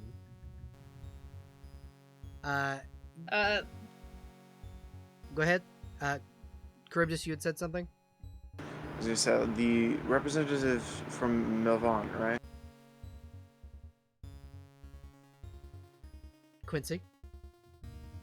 That was directed at you. What, your question or? Charybdis' question, because Leroy has no idea who the fuck you're talking about. It's a lowball question. It's asking if Malik is from Melvon. Merritt is in fact from Melvon. Yes. Sorry, not Malik. That's Gail's brother.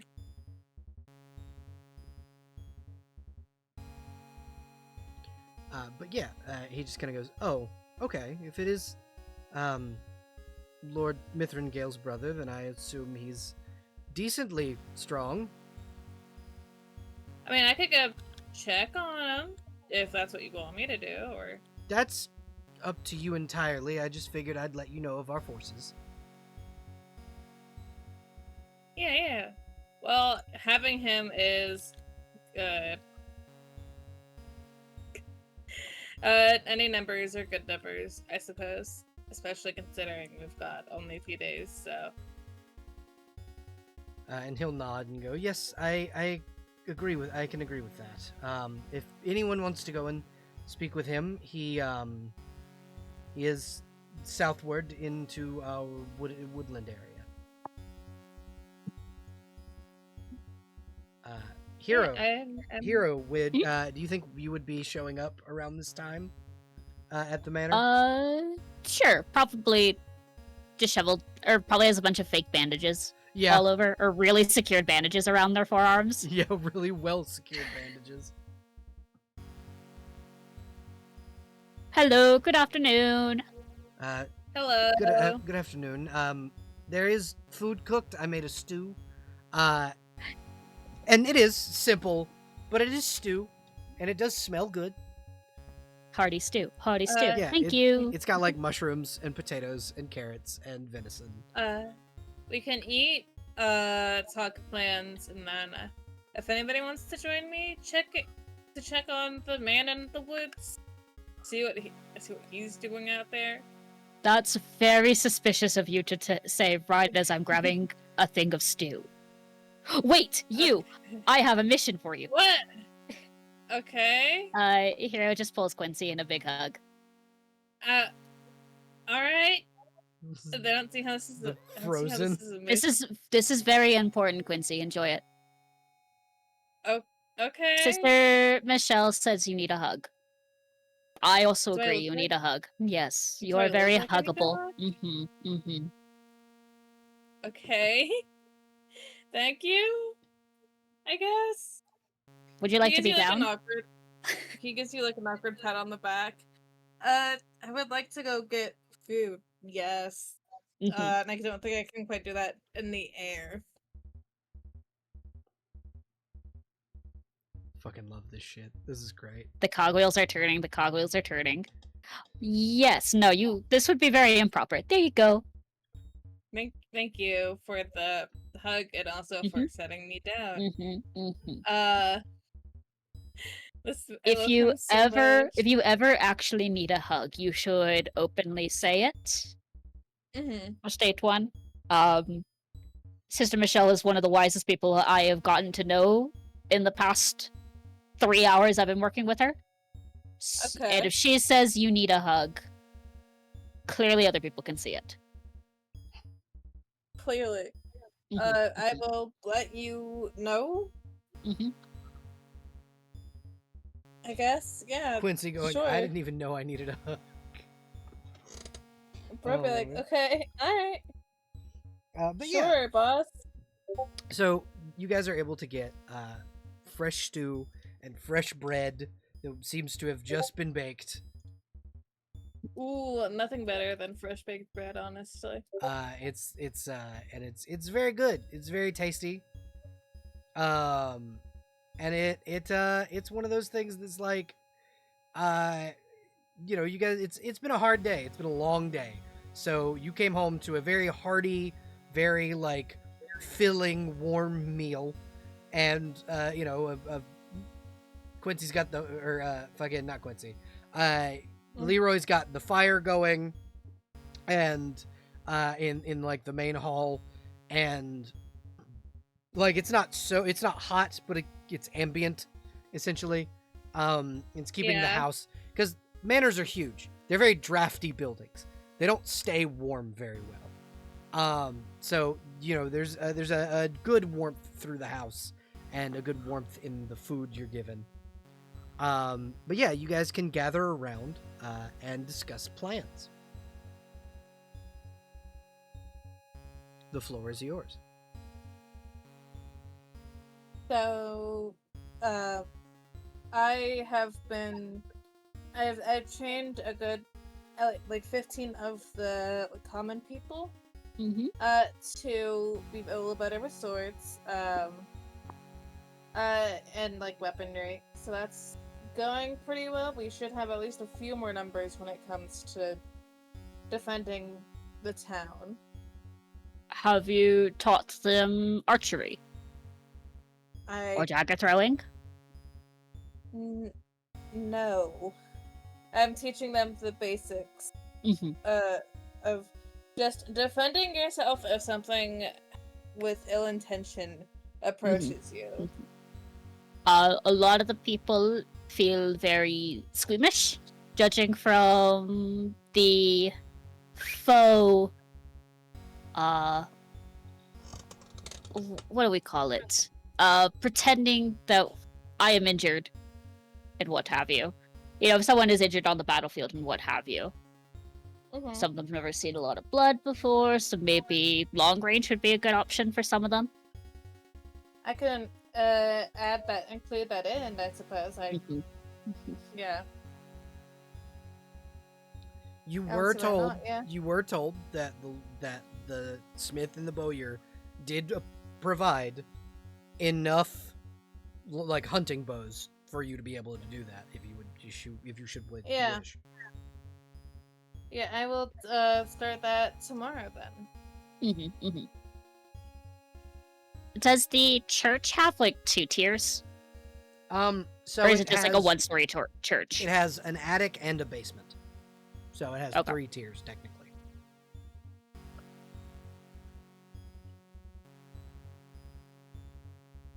Yeah, because we were thinking about establishing a like medic kind of field, of course, around the church. So if someone does get injured, making faux like little gurneys to go to and fro. Some of them are learning like basic rudimentary magic. For healing. Otherwise, it's just we're gonna patch you up and then take you to the church. I mean, that's a good approach, I think. But if we had some people stationed to protect the people who are healing, would probably be wise. I just don't know if we wanna. Probably more people who are martially focused versus Right. ranged. There's a bell tower to the church, so you Yeah. Okay. could in fact put people up on that bell tower, and Okay, yeah, that's what I snipers was would be great. thinking. Mhm. Snipers would be a great idea. So, like a mix of martial and Mhm. ranged, then? Yes, just to if the healers are not doing their job, or if we have all the people in. Do we want everyone in town to be in the center? Is that wise? Or not fighting? I mean, that would keep. I mean, we're obviously going to be in the front. You do so know. if we make enough. So you do know that the Orithnar are going to be outside of the wall, and a good few of your like students that you've been teaching have been talking about being on the wall. Okay. So they're We should definitely inform the old Earthnar about the flooding plan. The flooding plan? Yeah. Do we need to make trenches to avoid flooding the town? Oh, I've made arrangements. Okay. Yeah, the Triton have been digging trenches. Yeah, Charybdis will like unroll her version of the map, which will have a lot of the designs and explanations of what her plan is, essentially, including the little doodles for the fetid meat bits. Fetid meat pits? Yes, bait for giants. Uh-huh. Okay. You know, I never thought I would hear let's go investigate suspicious man in the woods and fetid meat pits in a span of 5 minutes. Well, to be fair, it's Merritt in the Would you- woods. I- We can. I don't think Merritt would be all that interested in fetid meat. Which one is Merritt? The one with the wolves who He does not have wolves anymore. He hasn't been seen. No, with his not wolves. anymore. Is it Merritt or Merrick? Merit. Merritt. Merithias. Yeah. Merithias is his name. I Was he all I the know weird? is- Oh wait, you wouldn't know. I was like, was he the weird one with when Frika was indisposed? Or is that the other one? He is in fact. Are all- He was in fact the one that was there, telling Gale that he probably should, bury her as according to her people. Uh-huh. That was in fact Merit. Here I was starting to believe that all tieflings are starting to blend together and he's starting to forget people's names and just goes, huh. Oh no. Oh. Wait, so why is he in the woods? I was gonna go talk to him. I can ask. Quincy not Quincy. Fucking Leroy will go. He's been living there for quite some time. You should probably let him know about the flood as well, Okay, I will add that to the just list in of things. case. I wouldn't want to sweep him away. I feel like knowing about general flood plans is a good idea.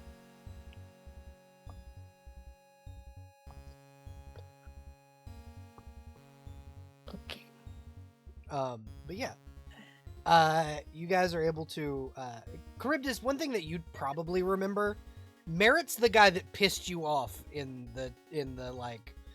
Oh, Yeah. in that case, don't tell him. Yeah, he's the guy that you like that you got mad at because he was being mean to Gale. Yeah, don't tell him about the flood. In fact, tell him to jump in one of the pits. So, we don't like Merritt. I don't. Lord Mithrangale doesn't seem to like him very much either. Sir Leroy will say.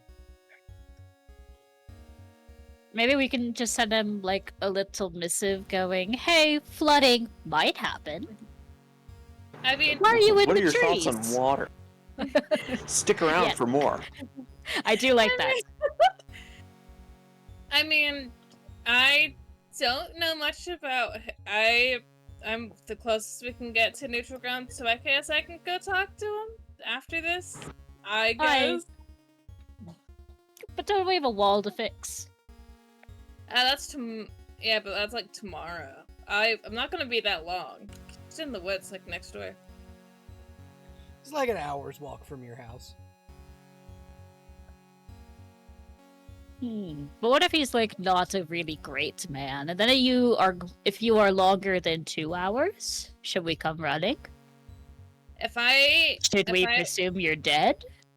No, if I'm not back after 2.5 hours, you may come looking for me. Do you I'll want just go with help? Quincy. Okay. No. No? Lorraine, I mean- I'll go. It's fine. I mean, I think I'm gonna be fine. I don't think this is. So there is a purple dragon in the woods who doesn't like many people. That is a good I- point. That is a really good point. They kind of like me. I mean, is there like an offering I can bring to like make the dragon not view me as a threat? Roll nature. Sing a jaunty Yeah. little tune. If you would like to know that information, you may roll nature. Would you like assistance? Yes. I will also be rolling nature, if that's alright. That's fine. Roll better than me. You got it. Nay. So, Charybdis, I you think- would know. Purple dragons are not often seen by themselves. There are a few instances when a purple dragon might be around a town. One of which would be their mate being nearby, which you do know that this town did at one point contain the purple dragon's mate. The other reason is because there's a purple dragon knight in the vicinity of the town, and they're partnered with the dragon knight. Ah. Then yeah, she'll definitely share that information. So that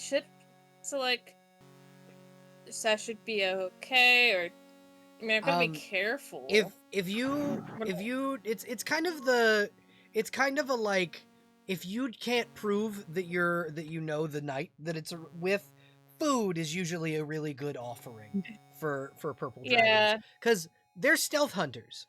They tend to sneak up on shit when it's not paying attention. If you just leave food for it, preferably fresh food, it will not eat you.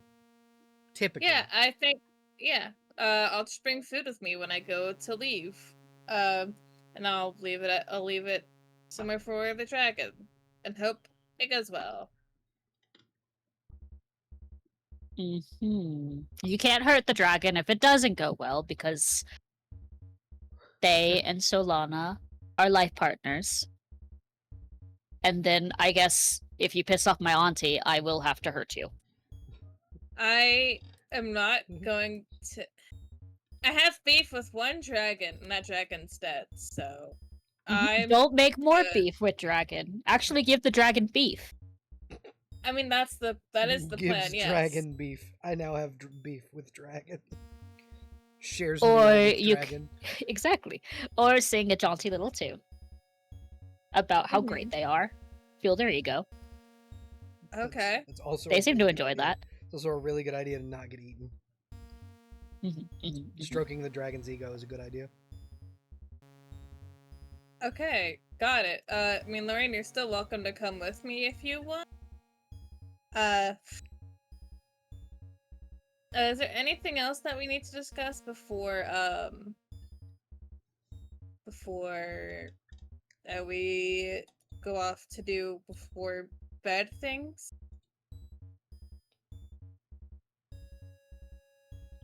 If anyone else would like to say Uh, anything, you have the floor. As I say, there's none that I can think of. I think Hera just goes, stays safe, don't get in any trouble, looks at Lorraine, mouthing, you got this. Protect this. Quincy at all cost. Love this. Lorraine, the strong mom energy that comes from her is just fucking... The strong wine aunt energy Yeah. for Hero. But yeah. Haven't seen you have wine yet, but one day. One day. But yeah, Lorraine and Quincy, if you would like to go check on Merritt, you may. Yeah. Yeah, I'm going to bring. I'm going to leave a food offering down as we dragon. as we enter the woods. Quincy is only. Mm-hmm. Go ahead. Sorry, I was gonna say, can we also still give you the little message that says water? Yes. Water question Camera. mark? I can't remember how Huffy Yeah, it's the, worded it, but I it's like the- that. What are your feelings on water? Stay tuned to know more. Yeah, I will take. Hold on. Was I'll that a fucking Starship Troopers reference and I just got it? Oh my god. But I'll take a message. Yeah, it's guess. literally it's just that. It's literally what Okay. what I was just said. Oh my god. It is even labeled dear, probably written to Dear Strange Man in the Woods, Love that. Okay. and Love then that Merritt so / much. Merrick. Merritt's. Merritt / Merrick. Quincy crosses out Merrick. On the way Merritt. there. I love this. But I love yeah. this so much. Fuck yeah. Leave an offering for the dragon so the dragon doesn't think I'm food. Hell yeah. So, Lorraine and Quincy, you have an hour's walk. Do you guys wanna talk during that walk? If Quincy Okay, wants to talk. Uh-huh. I feel like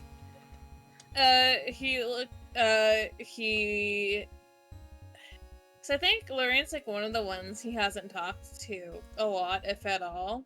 Uh-huh.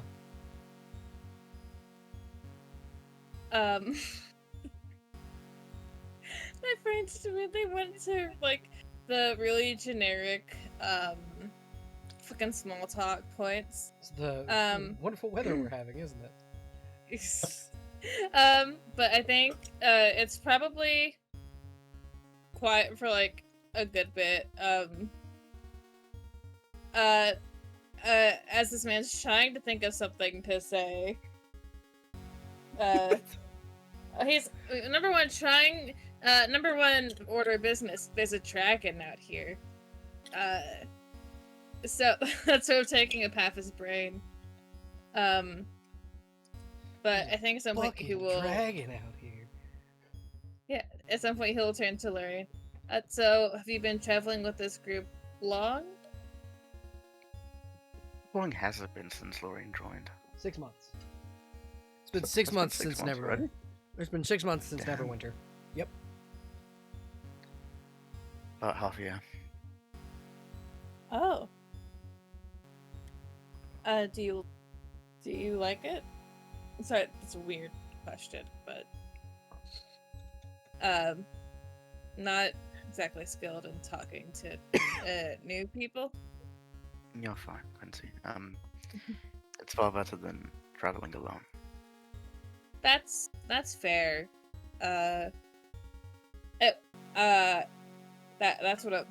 what I was doing for the most part of tracking down the Black Serpent for a good long time. But it's nice to be with a group that seems to have their heads on straight. Debatable sometimes, but they try to have it.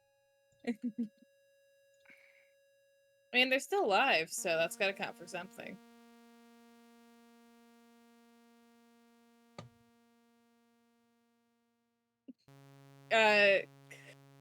Me slowly realizing, oh yeah, Narika did die.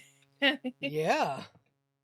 Well, so I think, sorry, I forgot. I God, I really put foot right in my mouth on that one, huh? I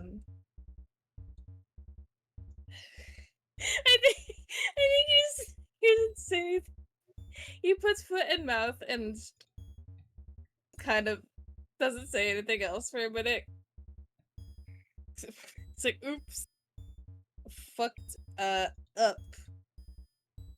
Lorraine sort of notices the pause, like, that it's fine. You don't need to worry about slipping up like that with me. Okay. But yeah, I don't know, I think we'll be okay. We've got good preparation going on. We've got good numbers at least. So ideally this should go alright, if not, you know, like typical adventure danger risk. Hopefully. Hey, I need both of you to roll a perception check, please. Sure, boss. You got it, boss. Perception 21. Quincy, you feel as if something is watching you Do I know a direction? everywhere. It's it's fine. There is a dragon. There's both a dragon and a man in these woods. It's probably the dragon. It is a very oppressive feeling of being watched. Yeah. So, yeah, probably a Yeah. Alright, he's just gonna... I think he looks around just for a second and keeps walking. dragon. There's an imperceptible growl that you can only barely hear, but it's there. Lorraine sort of looks over, sees Quincy looking around. It's fine. I think I'm being watched. It's more than likely But- both of you that are being watched. You're just the only one that can feel it. Yeah. I think it's the dragon, probably. But like, it's more than likely what it is. So, but we're probably fine. Well, considering we're not here to intrude on their business, I would hope so. The food's I already too prepared. would I put hope the you are food- not here to intrude on my business.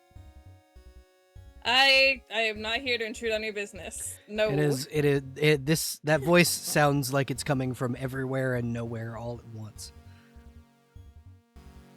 No, I am not here to intrude on any business. I am just here to speak to the man who lives in here, and then I'm going right back to the house.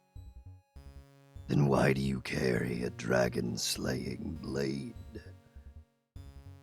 It is it's my family's sword. Immediate start stammering.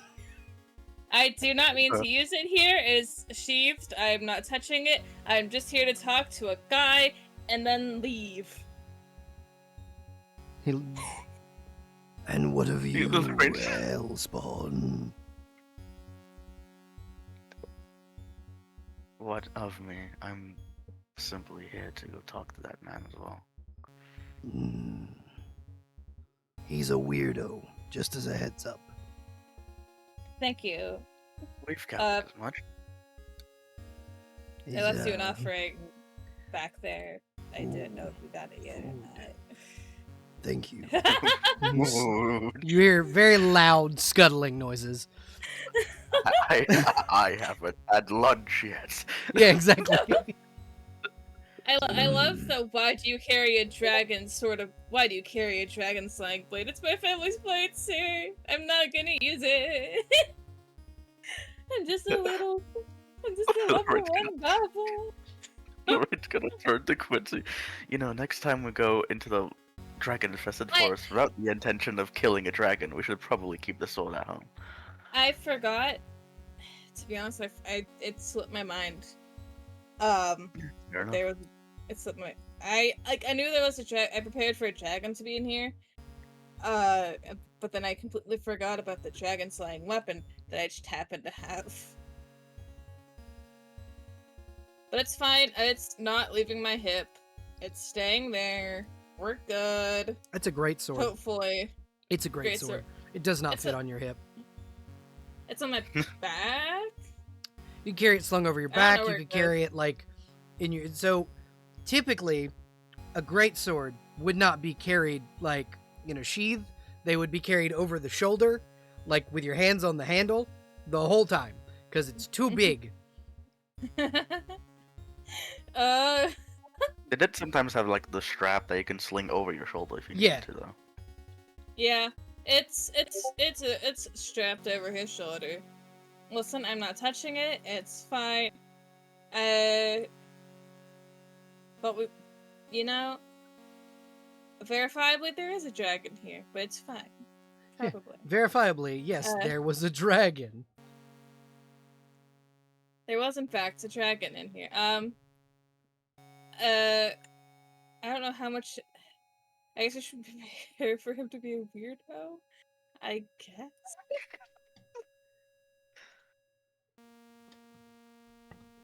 I don't know. You guys can soon locate kind of. You see a what appears to be a clearing, and there's a large like cabin that's been built from fallen logs and leaves and trees and things of that nature. And outside of the like actual physical hut, there's a little line where there are some rabbits that are hanging out to dry so that they can be made into food, and some duck and things of that nature. Yeah. Okay. So do we call him from down here? Do we go knock on the door? Do we throw pebbles at his window? That's probably not a good idea. Throw rocks at the house. It looks like it might fall apart if you do. Is there any activity that we can see, or is it Roll perception. perception? Get sneak attacked by Merritt because we're on his property. Get off my lawn. It's an 18. So, hold on 1 second. Let's get a battle map. No, not a battle map. Let's see. Gotta turn that modifier on. Oh god. Does a 20 hit your AC? Who? You, Quincy. Yeah. Okay. That hits. Fuck, dude. Yeah, so Jesus you see, Christ. kind of out of just in time to get shot in the shoulder. A tiefling man, kind of similar looking to Gale, even similar in dress, which you know Merritt does not, because Merritt has since become like a druid. He kind of comes out of the woods and he goes, "What are you doing sneaking around my brother's home?" As he notches another arrow. Sneaking.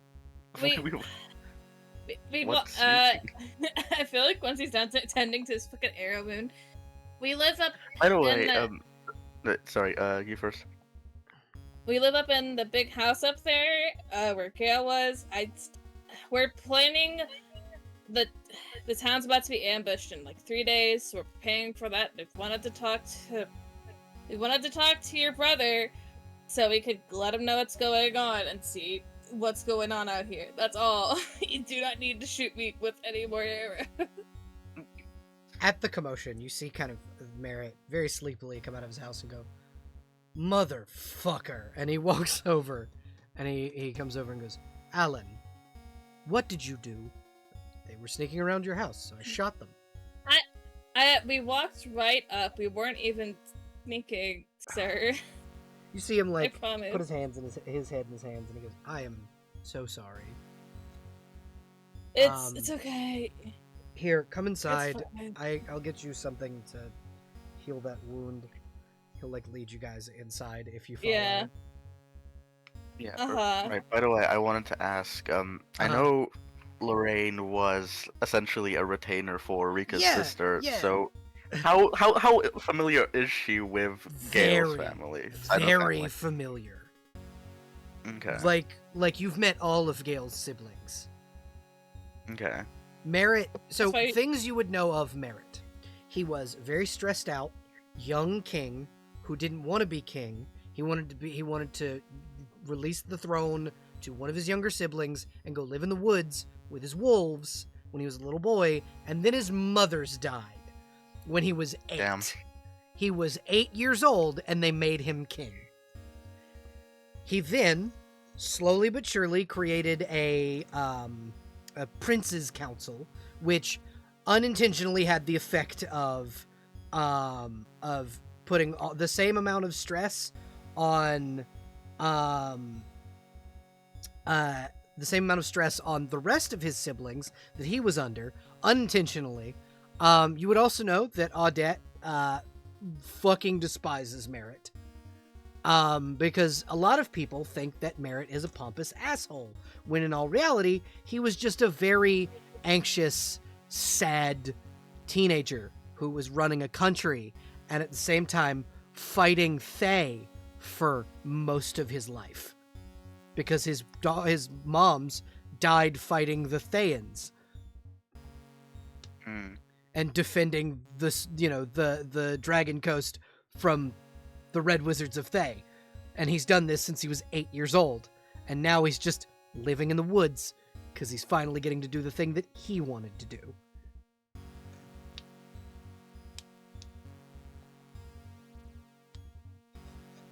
And he just kind of walk you guys inside, and there is something that smells awful brewing on the fire. And he kind of walks over to it. And he grabs a like one of those honeycombs that you pick honey up with, and he walks back over with this very smelly whatever it is, and he goes, "Here, let me," and he "May I touch the arrow wound?" Yeah, sure. Do you want me to He grabs the arrow, turns it sideways, very carefully slips it out. This is kind of painful. Less painful than someone who didn't know what they were doing, but painful. And then he will press this rather hot liquid to the wound. I was gonna say, Quincy would have offered to free up wherever it hit so he can see the actual wound and not go through clothes. And you get 65 health. What would have been 65 health points back. Jesus, I think he is 100% just gritting his teeth the whole time. He's just But it does heal it. Your clothes kind of stink now, but it does heal it. I mean, to be fair, I look at Quincy and I go, this boy probably always slightly reeks of death and rot. Mushrooms. Yeah, essentially. And he kind of places the thing back, and he puts it back over the fire, and he goes, "I am so sorry that my brother was so rude and shot you. He's overprotective sometimes." It's fine. We were outside your house, though we weren't exactly sneaking, but I understand why he would do that. It's fine. Did he come in? DM, did he come in, or is he Alan? Almost as if you don't really remember what he looked like or where he was. You don't know where he went. He's fucking left. All right. Sick. Anyway, we came out here. I'm sure have you heard of the impending ambush coming in? The Goblin invasion, yes? Yes. Yes, I've heard. I've spoken to some of the Triton that have been around. They're planning to flood the place. They're flooding a controlled area, I guess. I Now- mainly came here. You weren't here when the group had a druid. But as they probably would have explained, water cannot always be controlled. I am aware. I'm just going off of information I was told. I understand. So, there's only so much. I'm But going to they're- attempt they're- once I believe it's Charybdis is releasing the water. Okay. I am going to attempt to make the flood come down and around into my forest. If I can Okay. potentially drag the giants, which Charybdis, I believe, was planning on,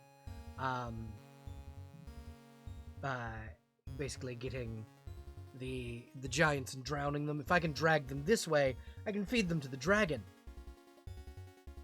Fair point. Then maybe he'll Oh, we stop met the calling me a weirdo. Oh, we did meet that dragon. I did make the mistake of bringing a dragon slaying sword into a forest where there's a dragon.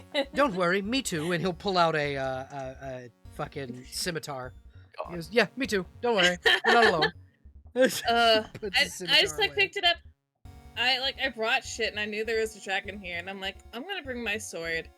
And I forgot that it was a sword that was made specifically to kill dragon.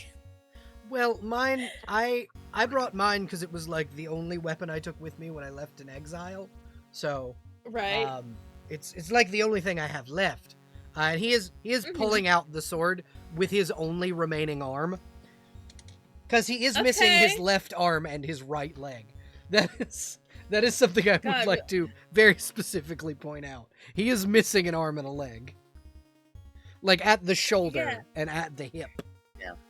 So how were you holding up out here? I'm holding up. It's Okay. pleasant. Well, I'm glad that it's going well for you out here. I just figured I'd come out here, see how it's going. Well, thank you. I Um, appreciate it. Yeah. Let you know what's going on. But we've been helping the town prepare for the ambush. But it's good to know that you have plans. And ideally, this goes well enough to where we, it goes well enough and we lose nobody. But That is unlikely. But yeah, and we can dream yes, at the very exactly. least. If I had Is there anything we need? me, no, I'll be fine. If I'm not eaten by a dragon, I should be okay. I left him an offer. I left the dragon an offering when I came in. So hopefully our That's what- journey out should be That's what the less eventful. That's what the rabbits and the duck are for outside too. Yeah, it was smart. Oh, I saw that, and I was thinking about it, and I was like, that's gonna get napped by the roaming dragon. Yeah, that's the point. Means he doesn't eat me. That's why I leave it by the tree line. Yeah. Quincy and Merritt shakes hands. The dragon. I walked into a dragon forest with a dragon killing blade. Well, it's good to know things are well over here. As well as they can you be know- for now. Yeah, as well as they can be. If you need anything, feel free to let us. Looks over at Lorraine. No? Yes. Let us know if you need anything. I did tell them if I was not back in 2.5 hours, Yes, I understand. to come looking for me. I understand. So, And he'll like whistle, and you see kind of from aside beside the house, two very beautiful horses gallop up. You can take them back. are you sure? Positive. Do they know how to go back? They don't need to. You have a stable. Okay. All right. Well, Lorraine, I appreciate. before you leave, I believe your name was Quincy, yes? Yes. Find Quincy or Quincy. Would Either you one mind works. stepping outside? I need to speak with Lorraine. Yes, I sir. was about to say the same thing, actually. So Quincy's just gonna go tend to the horses and watch the tree line cautiously. Leaves Quincy outside with the dragon. There's no Quincy. Quincy when you go back outside. Quincy outside. Quincy alone Quincy. with the dragon and Ellen. I told you he was a weirdo, didn't I? He's not as weird as I thought he was Love gonna the be. dragon. But yeah, this dragon is a gossipy bitch. Yeah, it's this dragon and Quincy chilling. Yeah, definitely not What a- planning on eating you because you have a dragon slaying sword. You know, just toying with you, toying with his fate right now. Exactly. Exactly. Just don't let me Chilling end it for too is- long. Lyrene has 2 minutes. Yep. Lorraine, you wanted to say something to Merritt. What was it? Just gonna wait. So like, gesture. You tell me what you wanted to say first. It was more of a question than saying anything. How's my brother? He won't talk to me. Not seriously, anyway. He's. I think he's slowly doing better, but you know, it's a journey. Yeah, I know healing is not something that happens overnight. That's for sure. He'll like chuckle and look down at his stump of a shoulder and. Lorraine sort of looks it over and. Do you mind me asking what happened? Well,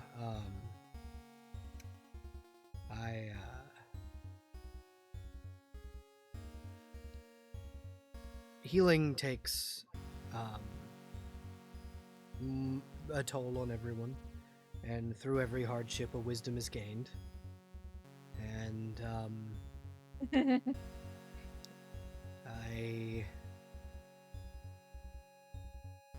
I don't know how much of our family's inner workings you know, but I was cursed a while back by a hag, where everything I tried to do that was good would backfire. So I tried to save a pair of Triton, and my arm got lopped off. I tried to save a starving knight, and my leg was broken at the hip to a point where I had to amputate it myself. It's been surreal since giving up my powers and then gaining new ones. I could imagine. I am working on a prosthetic though for both. Well, if you need any help with that, just you know. Yeah, and he like gestures over to this like table, and they are made of wood. They're made of They're very intricate, and seem to be like really well detailed, like almost eerily similar to something you recently built. Leo's body.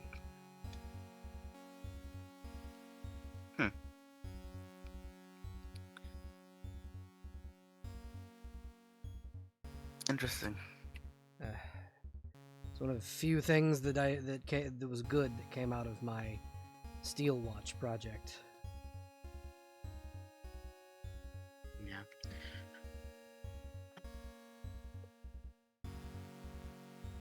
Unfortunately, Go ahead.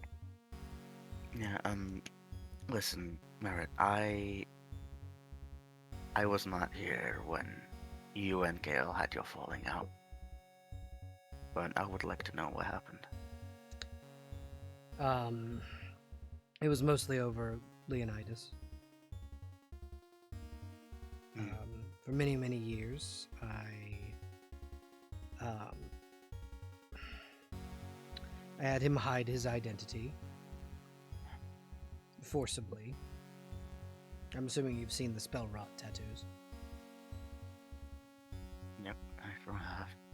One of the things that I used to have around the neck of his old armor and in the seam line of his original helmet was a command seal, is what I called them. That's what the artificer who made it for me called them.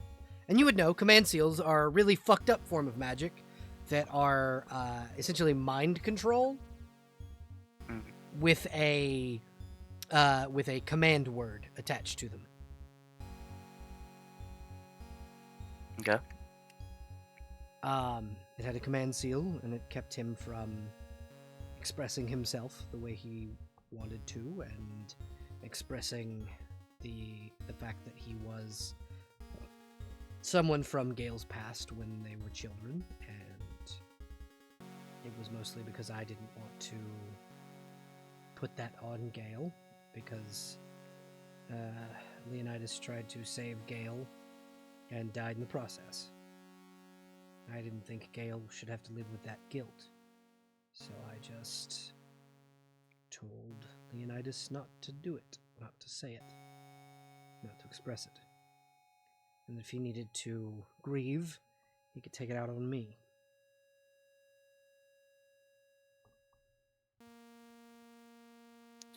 It was not healthy, but then again, I was 15. I just happened to not learn that from that mistake, and eventually it spiraled out of control to a point where I didn't know how to undo it without hard feelings. I knew I would need to eventually. I knew I would need to tell Gale, and I did so in the worst way at the worst time, and now I don't think he'll ever forgive me. Which, he doesn't have to.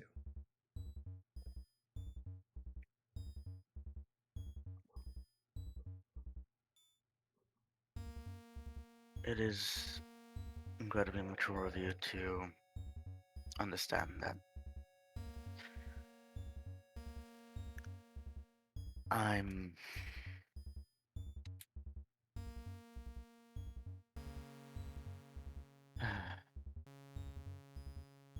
I have my own feelings about that, knowing that.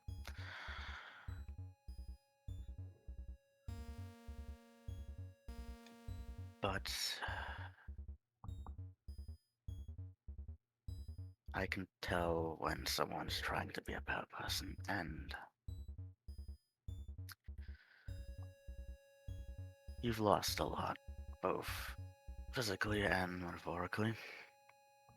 That means something to me. That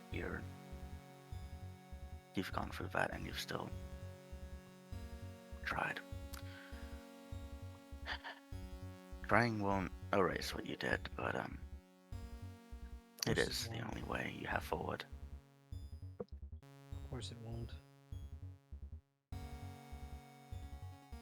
Last time I spoke to Gale, he didn't have very many nice words. Which is understandable.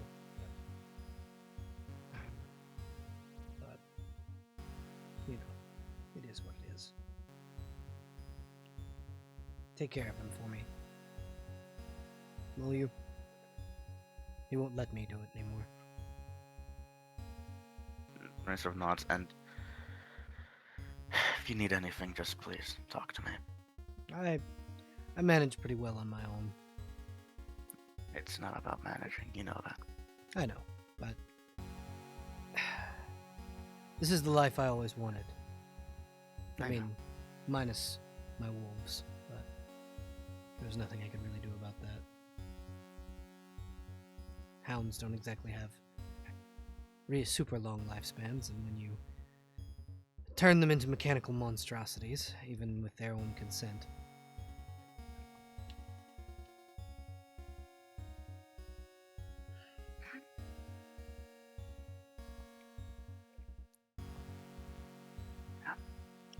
Was there anything else?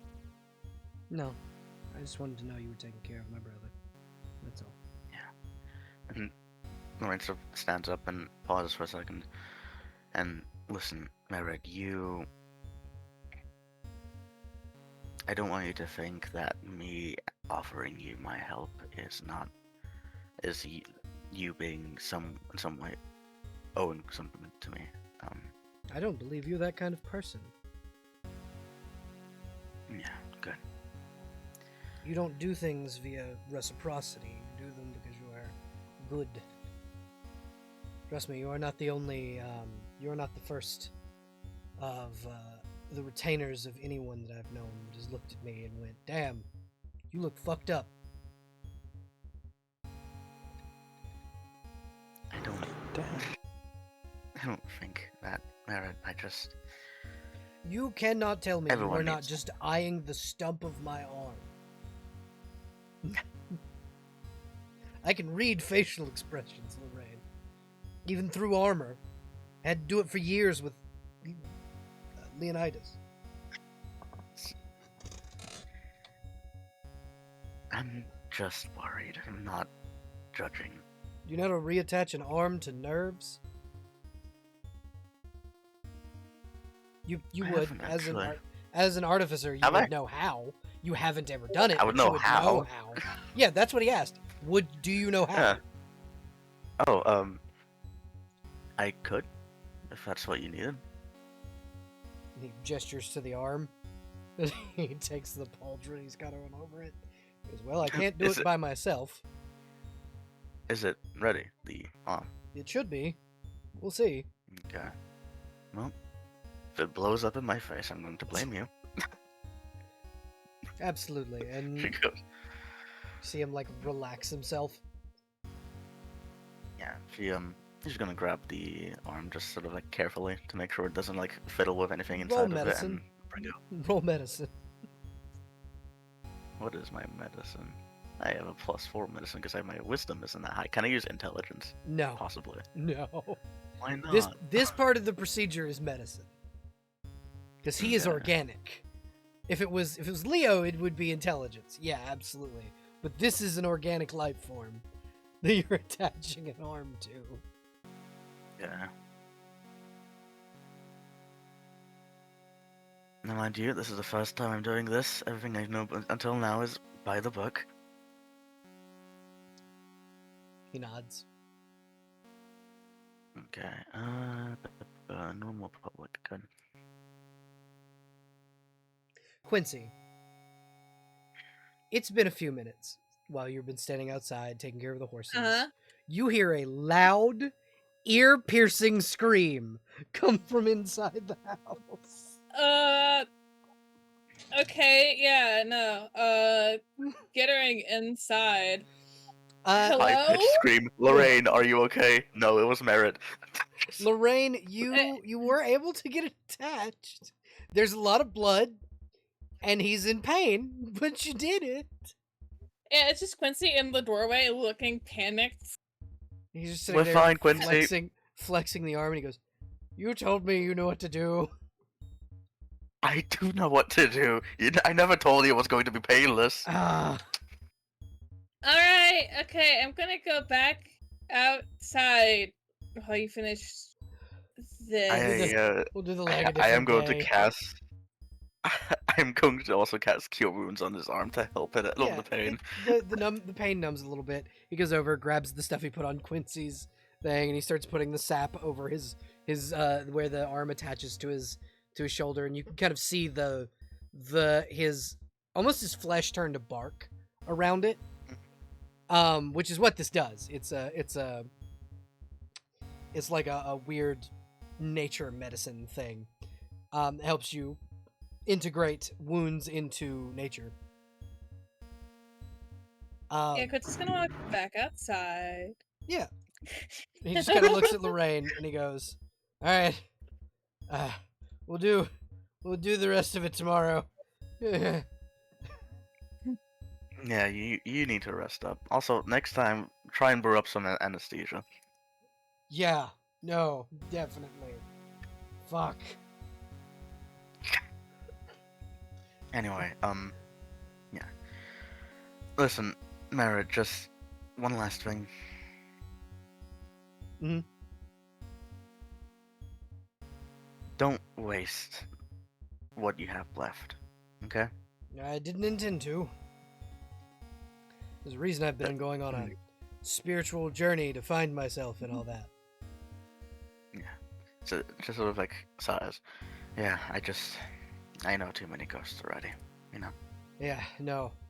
I was more of a ghost when I was trying to be a pompous asshole than now that I'm being a hermit. Much happier now, actually, genuinely. Way happier now. I get to see the ghosts of Good. my moms. That was a little fucked up. But, you know, at least I know they're happy. Ow. Yeah.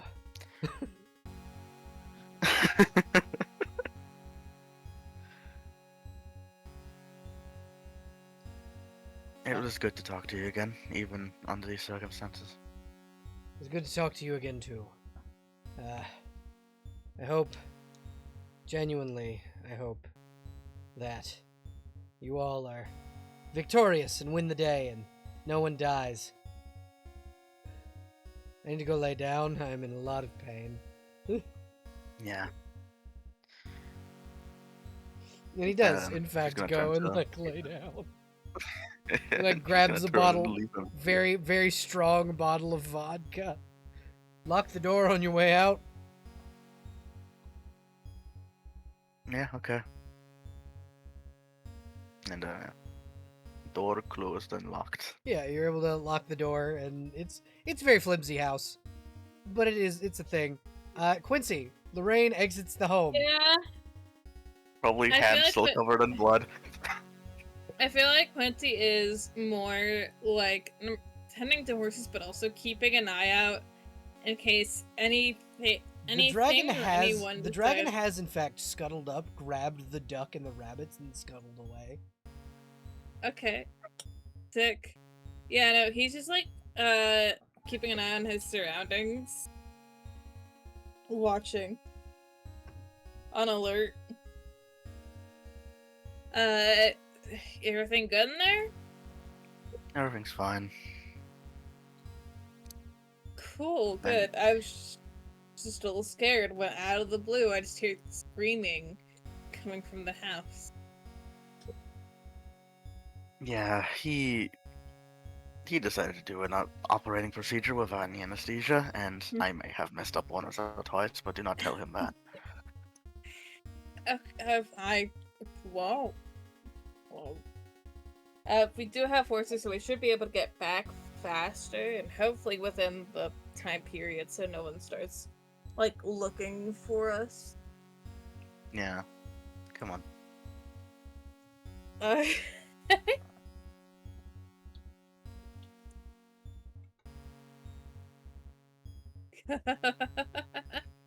Yeah, no. Horsey time back to the house. But yeah, you guys can get back to the house relatively easily. And it's only a few it's a 30-minute walk back, ride back. As you guys kind of arrive, and you guys can all kind of take a long rest. Yeah, over the next couple of days, you're able to build up the walls together as a team. You're able to dig out the trenches. You're able to get everything done. Is there anything else anyone would specifically like to do for the town or together with your party before we end session? By the way, Merritt also said that we were going to do the leg tomorrow. Do you want me to roll another medicine for Yes, it? please.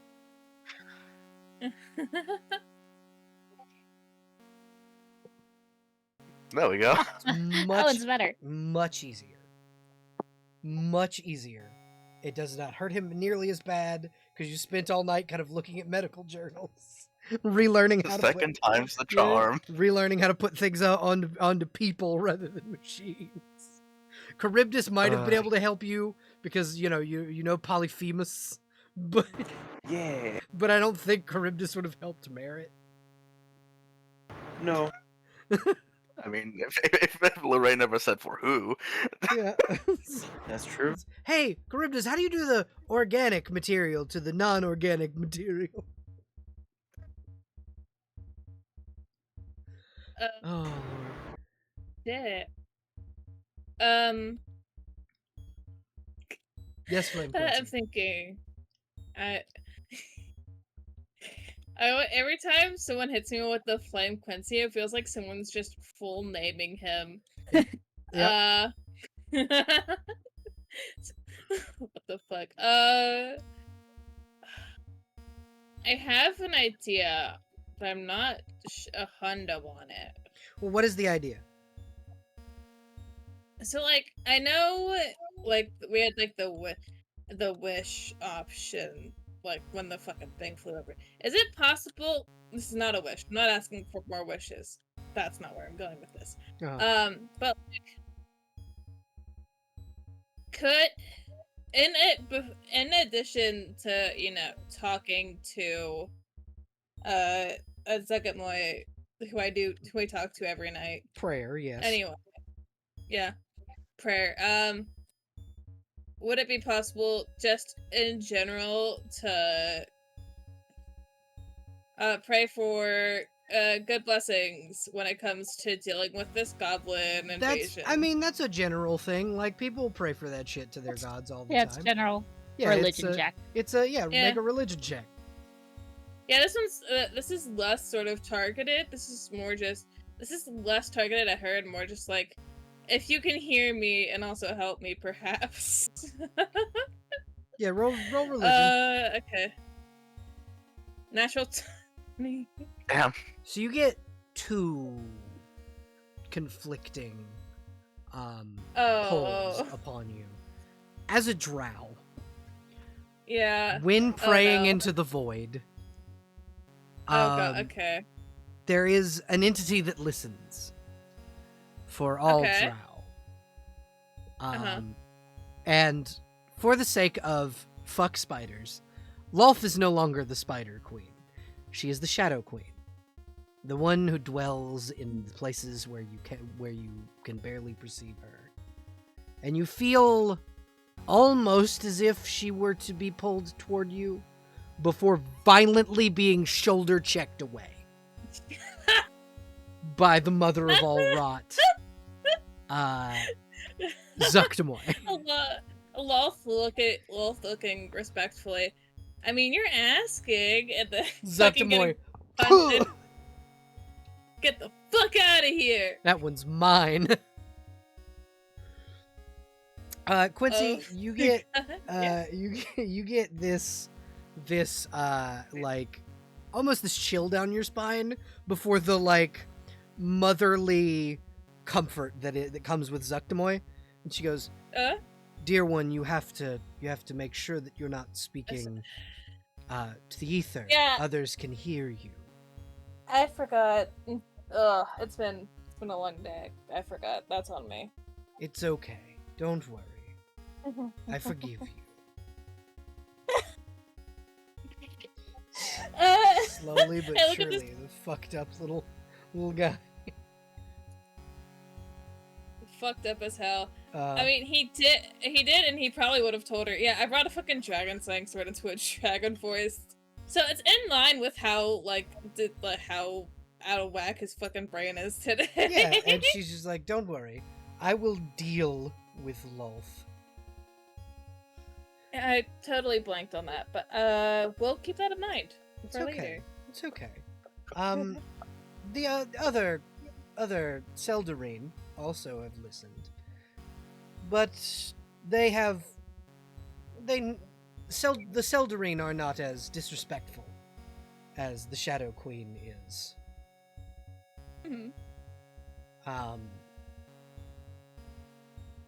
But yes, I will watch over you, and should you die, I will bring you to my domain and make sure you don't stay that way. I appreciate it. I like being alive and living.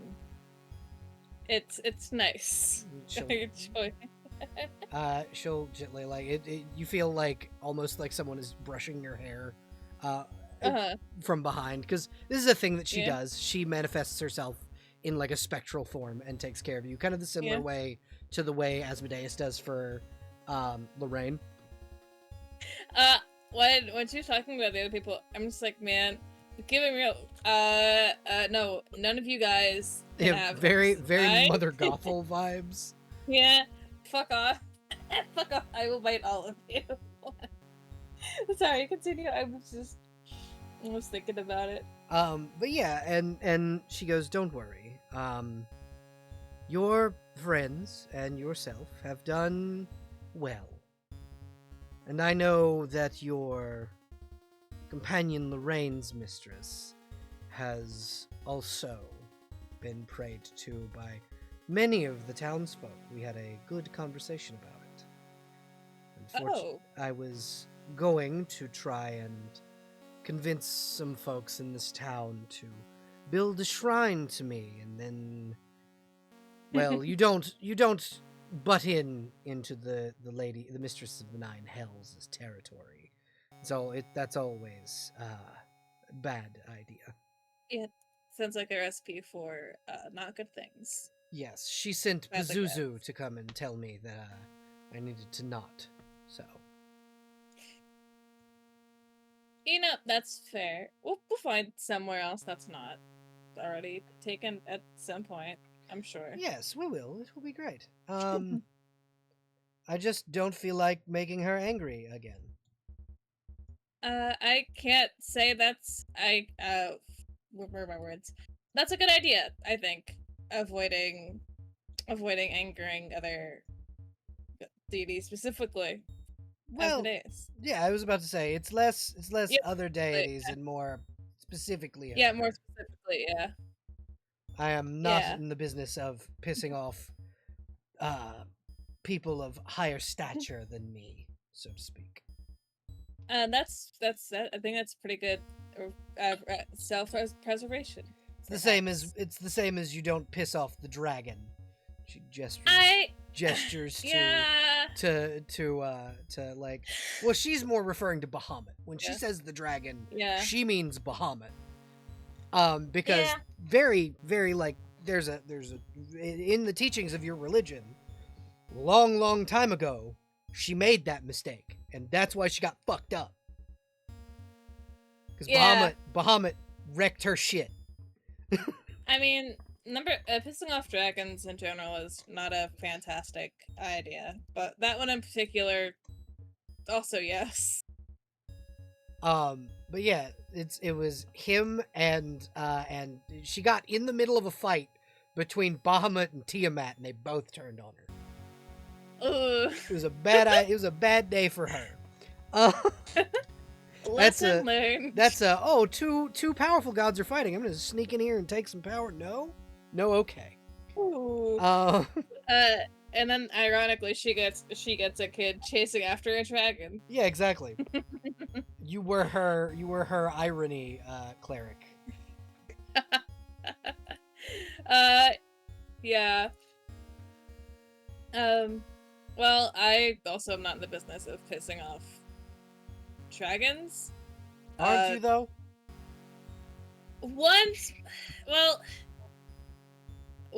Most dragons that have malintent. Not all of them.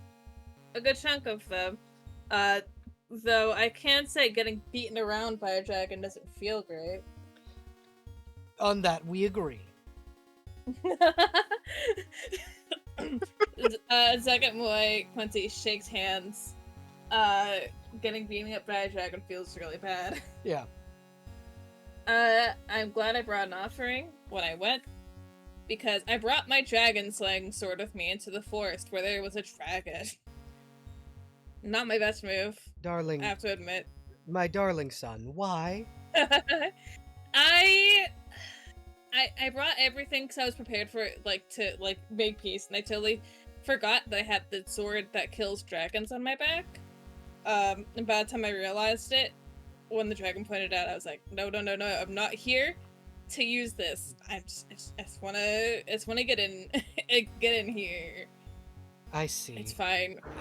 We're cool. We've got to find you. We've got to find you something that hides that sword, like a cool cape or something that magically makes your. I'll work on it. It'll be fine. Okay. I'll get it to you in a couple of months. Sure. Yeah. I appreciate it. I mean, to be fair, I know now to double check where I'm going if there's dragons, and then I leave the sword at home.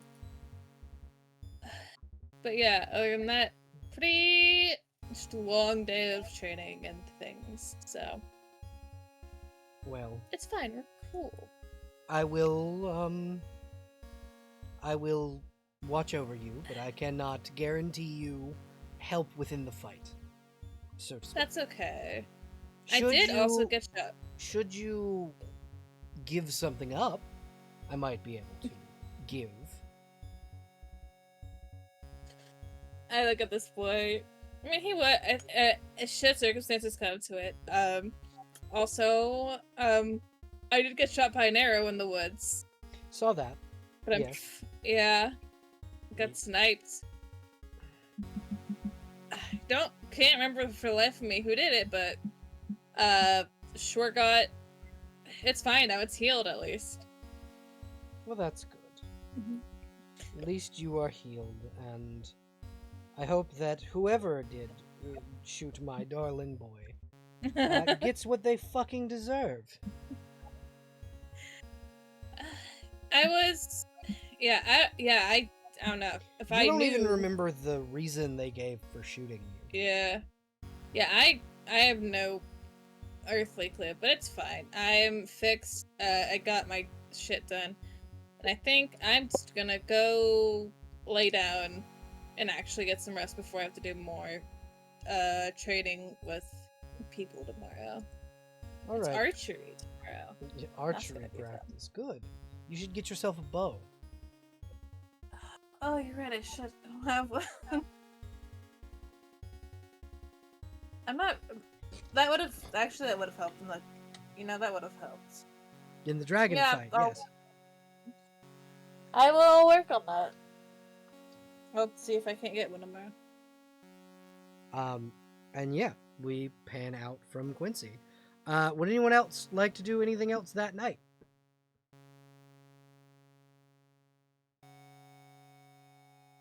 For the night? No. I Okay. don't think so. Okay.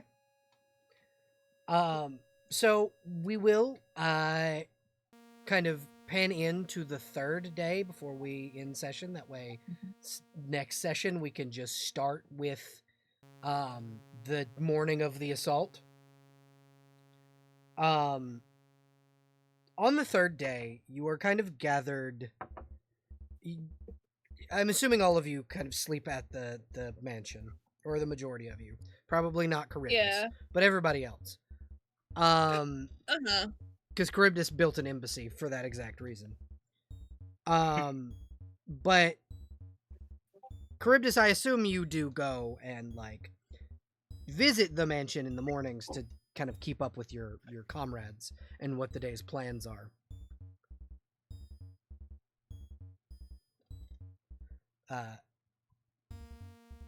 Holly?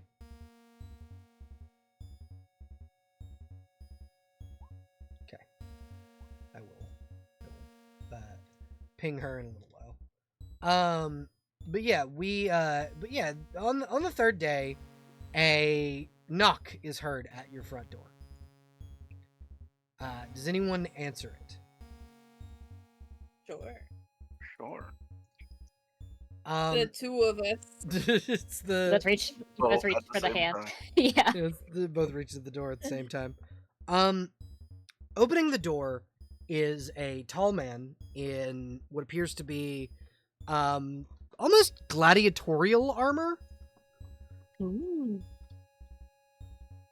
Who knows what a provocateur gladiator looks like? You sent me do. stuff because I know because you've been showing it to me. So a gladiator Yes. standing in front of your door with what appears to be like a protective scale chest piece, a long like wooden shield, and a short sword, and like a winged helmet, stands in front of your door and kind of removes the helmet and will kind of look to each of you and go, or look to the two of you and go, would either of you happen to be Lorraine Valeth of the Lord's Alliance? Good morning to you too. That's me. My lady, we were told, and he'll gesture back to a group of people dressed just like him. We were told by Cynthia Hallwinter that you folks may be needing some assistance. We in the Lord's Alliance and the standing army of Neverwinter have come to help defend this town. Yes, there may very well be a goblin invasion in tomorrow, actually, right? Seems we got here just in time then. You sure did. Lady Hallwinter cannot be accompanying us. Unfortunately, she had to go save her brother's ass across the sea. So she sent us in her stead.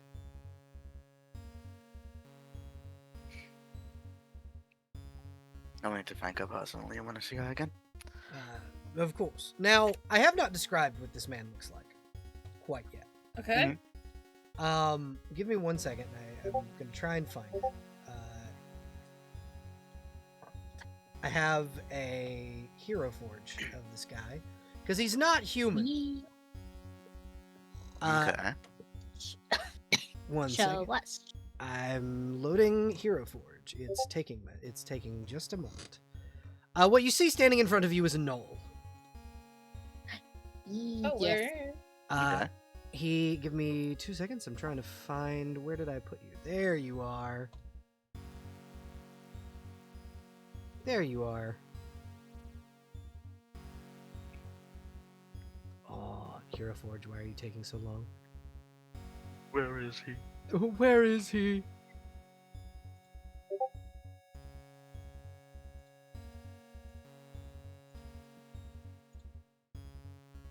Okay, and then...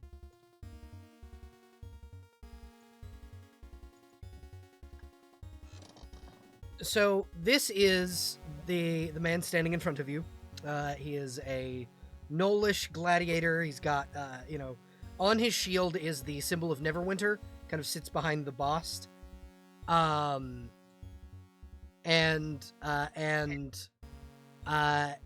He kind of tips his head and goes, "We are at your disposal, myself and my war pack." And he'll gesture back, and you'll notice they're all gnolls. She sent you gnolls as your backup, which famously gnolls are ferocious fighters. Sometimes sending a war pack of gnolls is overkill. Some would say. But I think given everything we have, it definitely might be overkill. yeah, some would say You know, a war pack Like, of gnolls is we've got, overkill. like 4 small armies in this one town. Yeah. Well, I mean, Cynthia couldn't come herself, so she was like, "Okay, I'll just send some of my people." Her people happen to be battle-hardened gnoll gladiators. Are her people also joining fucking morning training? Yeah, but it turns from the people being like, "Okay, so this is how you do stuff," to them being almost terrified by how hard the fucking gnolls train with one another. I feel like once he spars with one and realizes, oh, I'm out of my depth with this. Well, no, because you're a seasoned adventurer. You could Yeah. kick basically all of these gnolls' asses. These are level 3 fighters. They're not super strong, but they're not weak either.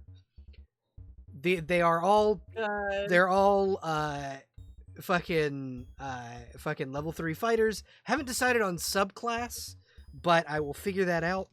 I don't know if there is a gladiator subclass for fighter, but I will figure it out. Champion is technically the gladiator subclass. It's Then a simple one though. Then they're probably champion fighters. Yeah. More champion. Yeah. It Yeah. would be funny if they were all battle masters and they were all commanding each other to do things. That would be fucking hilarious. It's just the laughing of the hyenas. Yeah. You love that. riposte. Yeah, it'd be great. That's great. But yeah, so Cynthia has sent gnolls. Whether or not you'll need them, you don't know. But you have 10 gnolls. That's how many she sent, was 10 of them. 10 well-seasoned gnolls equals gnolls. 1 Cynthia.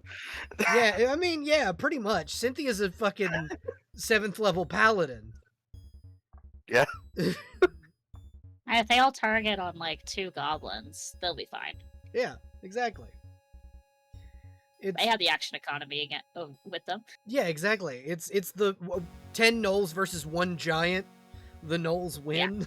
Hey, look, it's a feast, guys. Because that's the other thing. Gnolls are cannibals. Just as a thing. Yep. Because they're hyenas. Yeah. They're hyenas. Yep. But yeah. So that's these gnolls are here to help you. And Charybdis. Holly, are you there? Have you returned? She might be muted. I'm not sure. Holly. She's not muted on Discord. She might be muted on like other Yeah, stuff. that's what I'm. Yeah. That's what I'm checking.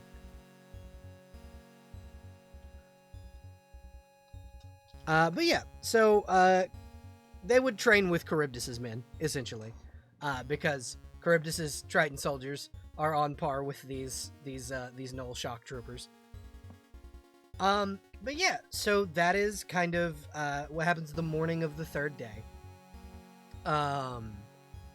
And that afternoon, you are all kind of gathered by the mayor, and she looks to each of you and goes, "I would like to thank you all for helping take care of my town.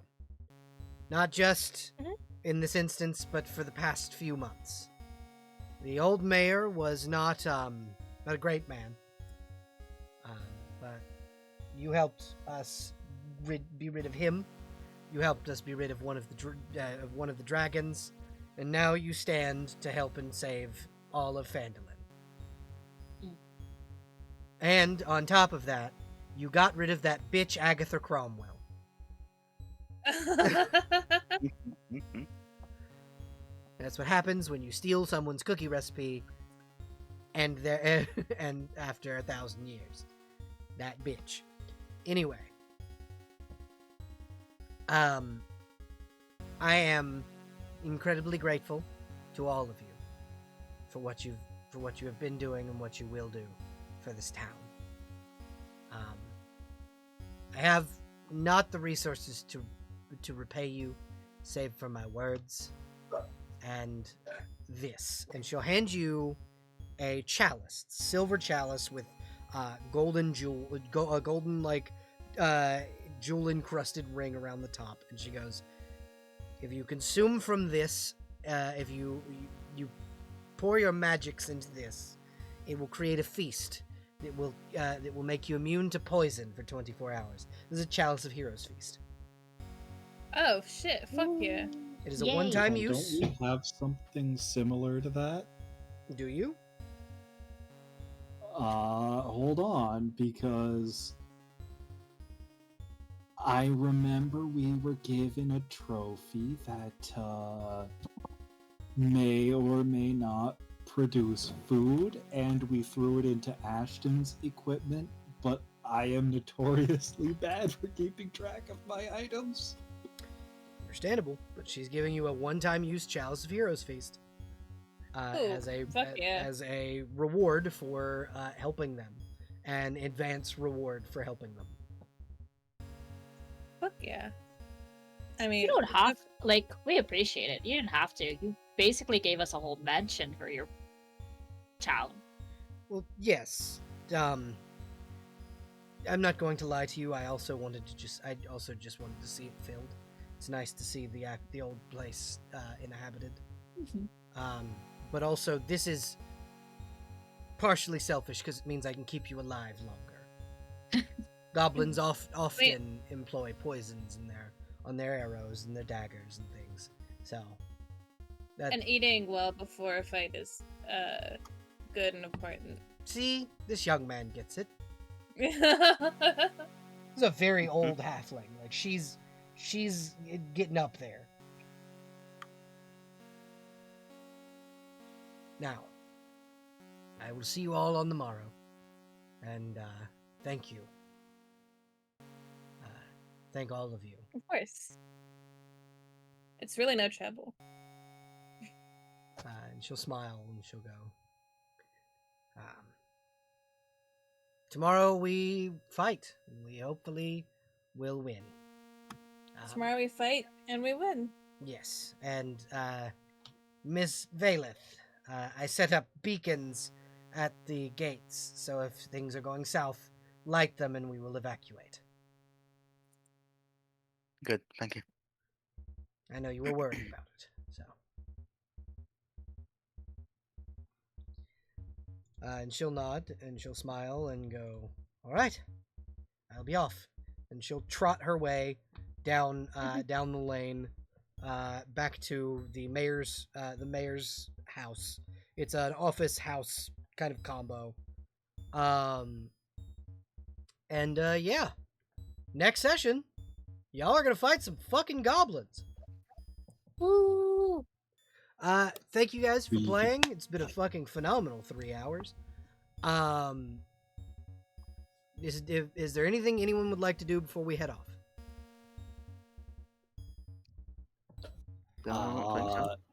I'd like to say thank you to the DM. Thank you very much. I appreciate that.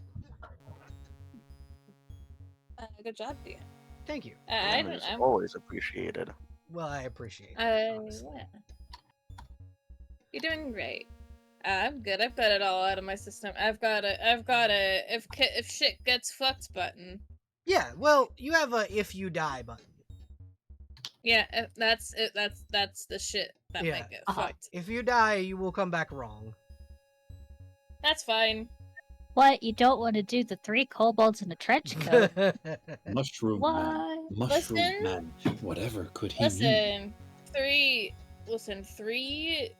kobolds in a trench coat will happen if he's too far gone. But I love Who telling knows? this story. Who says that Zuckdemoy will not bring him back as a mushroom kobold?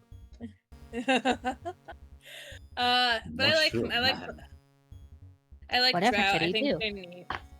I also live for Zuckdemoy going, fuck you, none of you can even look at my boy. This is my boy. Yeah, no, Zuckdemoy is one of my favorite fucked up little guys. She has been for a very, very long time. Quincy thinks she's neat as fuck. Yeah, Jesus. So here's the thing about when it comes to Zuckdemoy, right? And I'll say this while we're still on the air. Zuckdemoy does not lie. When she says these are my intentions, these are her intentions. If she wants to do something evil and fucked up, she'll tell you she's gonna do it. She doesn't have to lie about it. She's powerful enough where there's nothing you can really do to stop her. Listen, Quincy takes everything she does. She's like, hey, I'm going to do this, and unless it's like outlandishly obvious. The only times that she says, "Hey, do this fucked up evil thing," is she gives you a reason why she's telling you to do the fucked up evil thing. Yeah, that's what I was thinking. It's like And there's a Quincy always has the option to just say no, and Zuctamoy will go okay, and have somebody else do it. Yeah, I think there's like sans something really, really fucked up. If he asks her to do something and he can do it, he probably will. Yeah, exactly. It's the moment of, oh yeah, no, this real fucked up evil entity is telling me to do real fucked up evil shit, but I said no, and she didn't get mad at me or anything. So, okay. God, Lolth in the background. Come on, that's perfectly good drow. Let me in there. Yeah, it's a perfectly good drow. Let me corrupt that drow, and then it's Zuctamoy going, I will fill your mouth full of very not tasty mushrooms. Lolth, hey, you gonna finish that? Yes, I am. Thank you. Goodbye. I raised my hand. Yes. I have a question about how next week's combat is going to look. Yes. Unless you want to do that off screen. We can do that on screen. That's fine. I don't mind. Okay. So it's structurally you're planning on doing it like a wave system, or is it going to be like we're off dealing with a small faction of goblins? So essentially, and then we just assume. Essentially, what's going to happen is I'm going to convert this town map into a battle map. I'm gonna make a smaller version or a larger version, where like the city streets and things on incarnate, and then you guys are gonna pick a point or several points. If you want to split the party, that's fine. And it's gonna be waves because you have set up the rest of the town for, essentially, this is what's gonna happen here, and so you've kind of set up the town where you can. And I'm gonna let you guys choose where things go, what troops are where, that kind of thing. And then it'll essentially be, you'll start in one place, and then I will tell you this is how this is going. Do you want to go to this part of town to fight these goblins? Do you want to go and fight the hill giants if they don't quite make it through the thing? Like make it into the trap, that kind of thing. So essentially, it's going to be waves, but you guys are going to have the option to fight all over town, if that makes sense. Okay, so still like initiative focused, right? Yes, it's still going to be initiative focused. The other thing that I'm doing is because you guys are awesome and have been just badass through all of this campaign, I am stealing 4th edition mechanic, minions. I'm gonna let you guys just wade through 1 hit point goblins. Yes. I am also there are going to be the badass goblin warriors that you guys all fought, but also y'all deserve just a moment to feel like big damn heroes, because that's what you are. You're big damn heroes. But yeah, thank you everybody for watching. Thank you guys for playing. Remember everybody who's watching on YouTube to like, subscribe, and hit the notification bell. And fuck you, Dave. Fuck you, dude. Fuck you. Fuck you.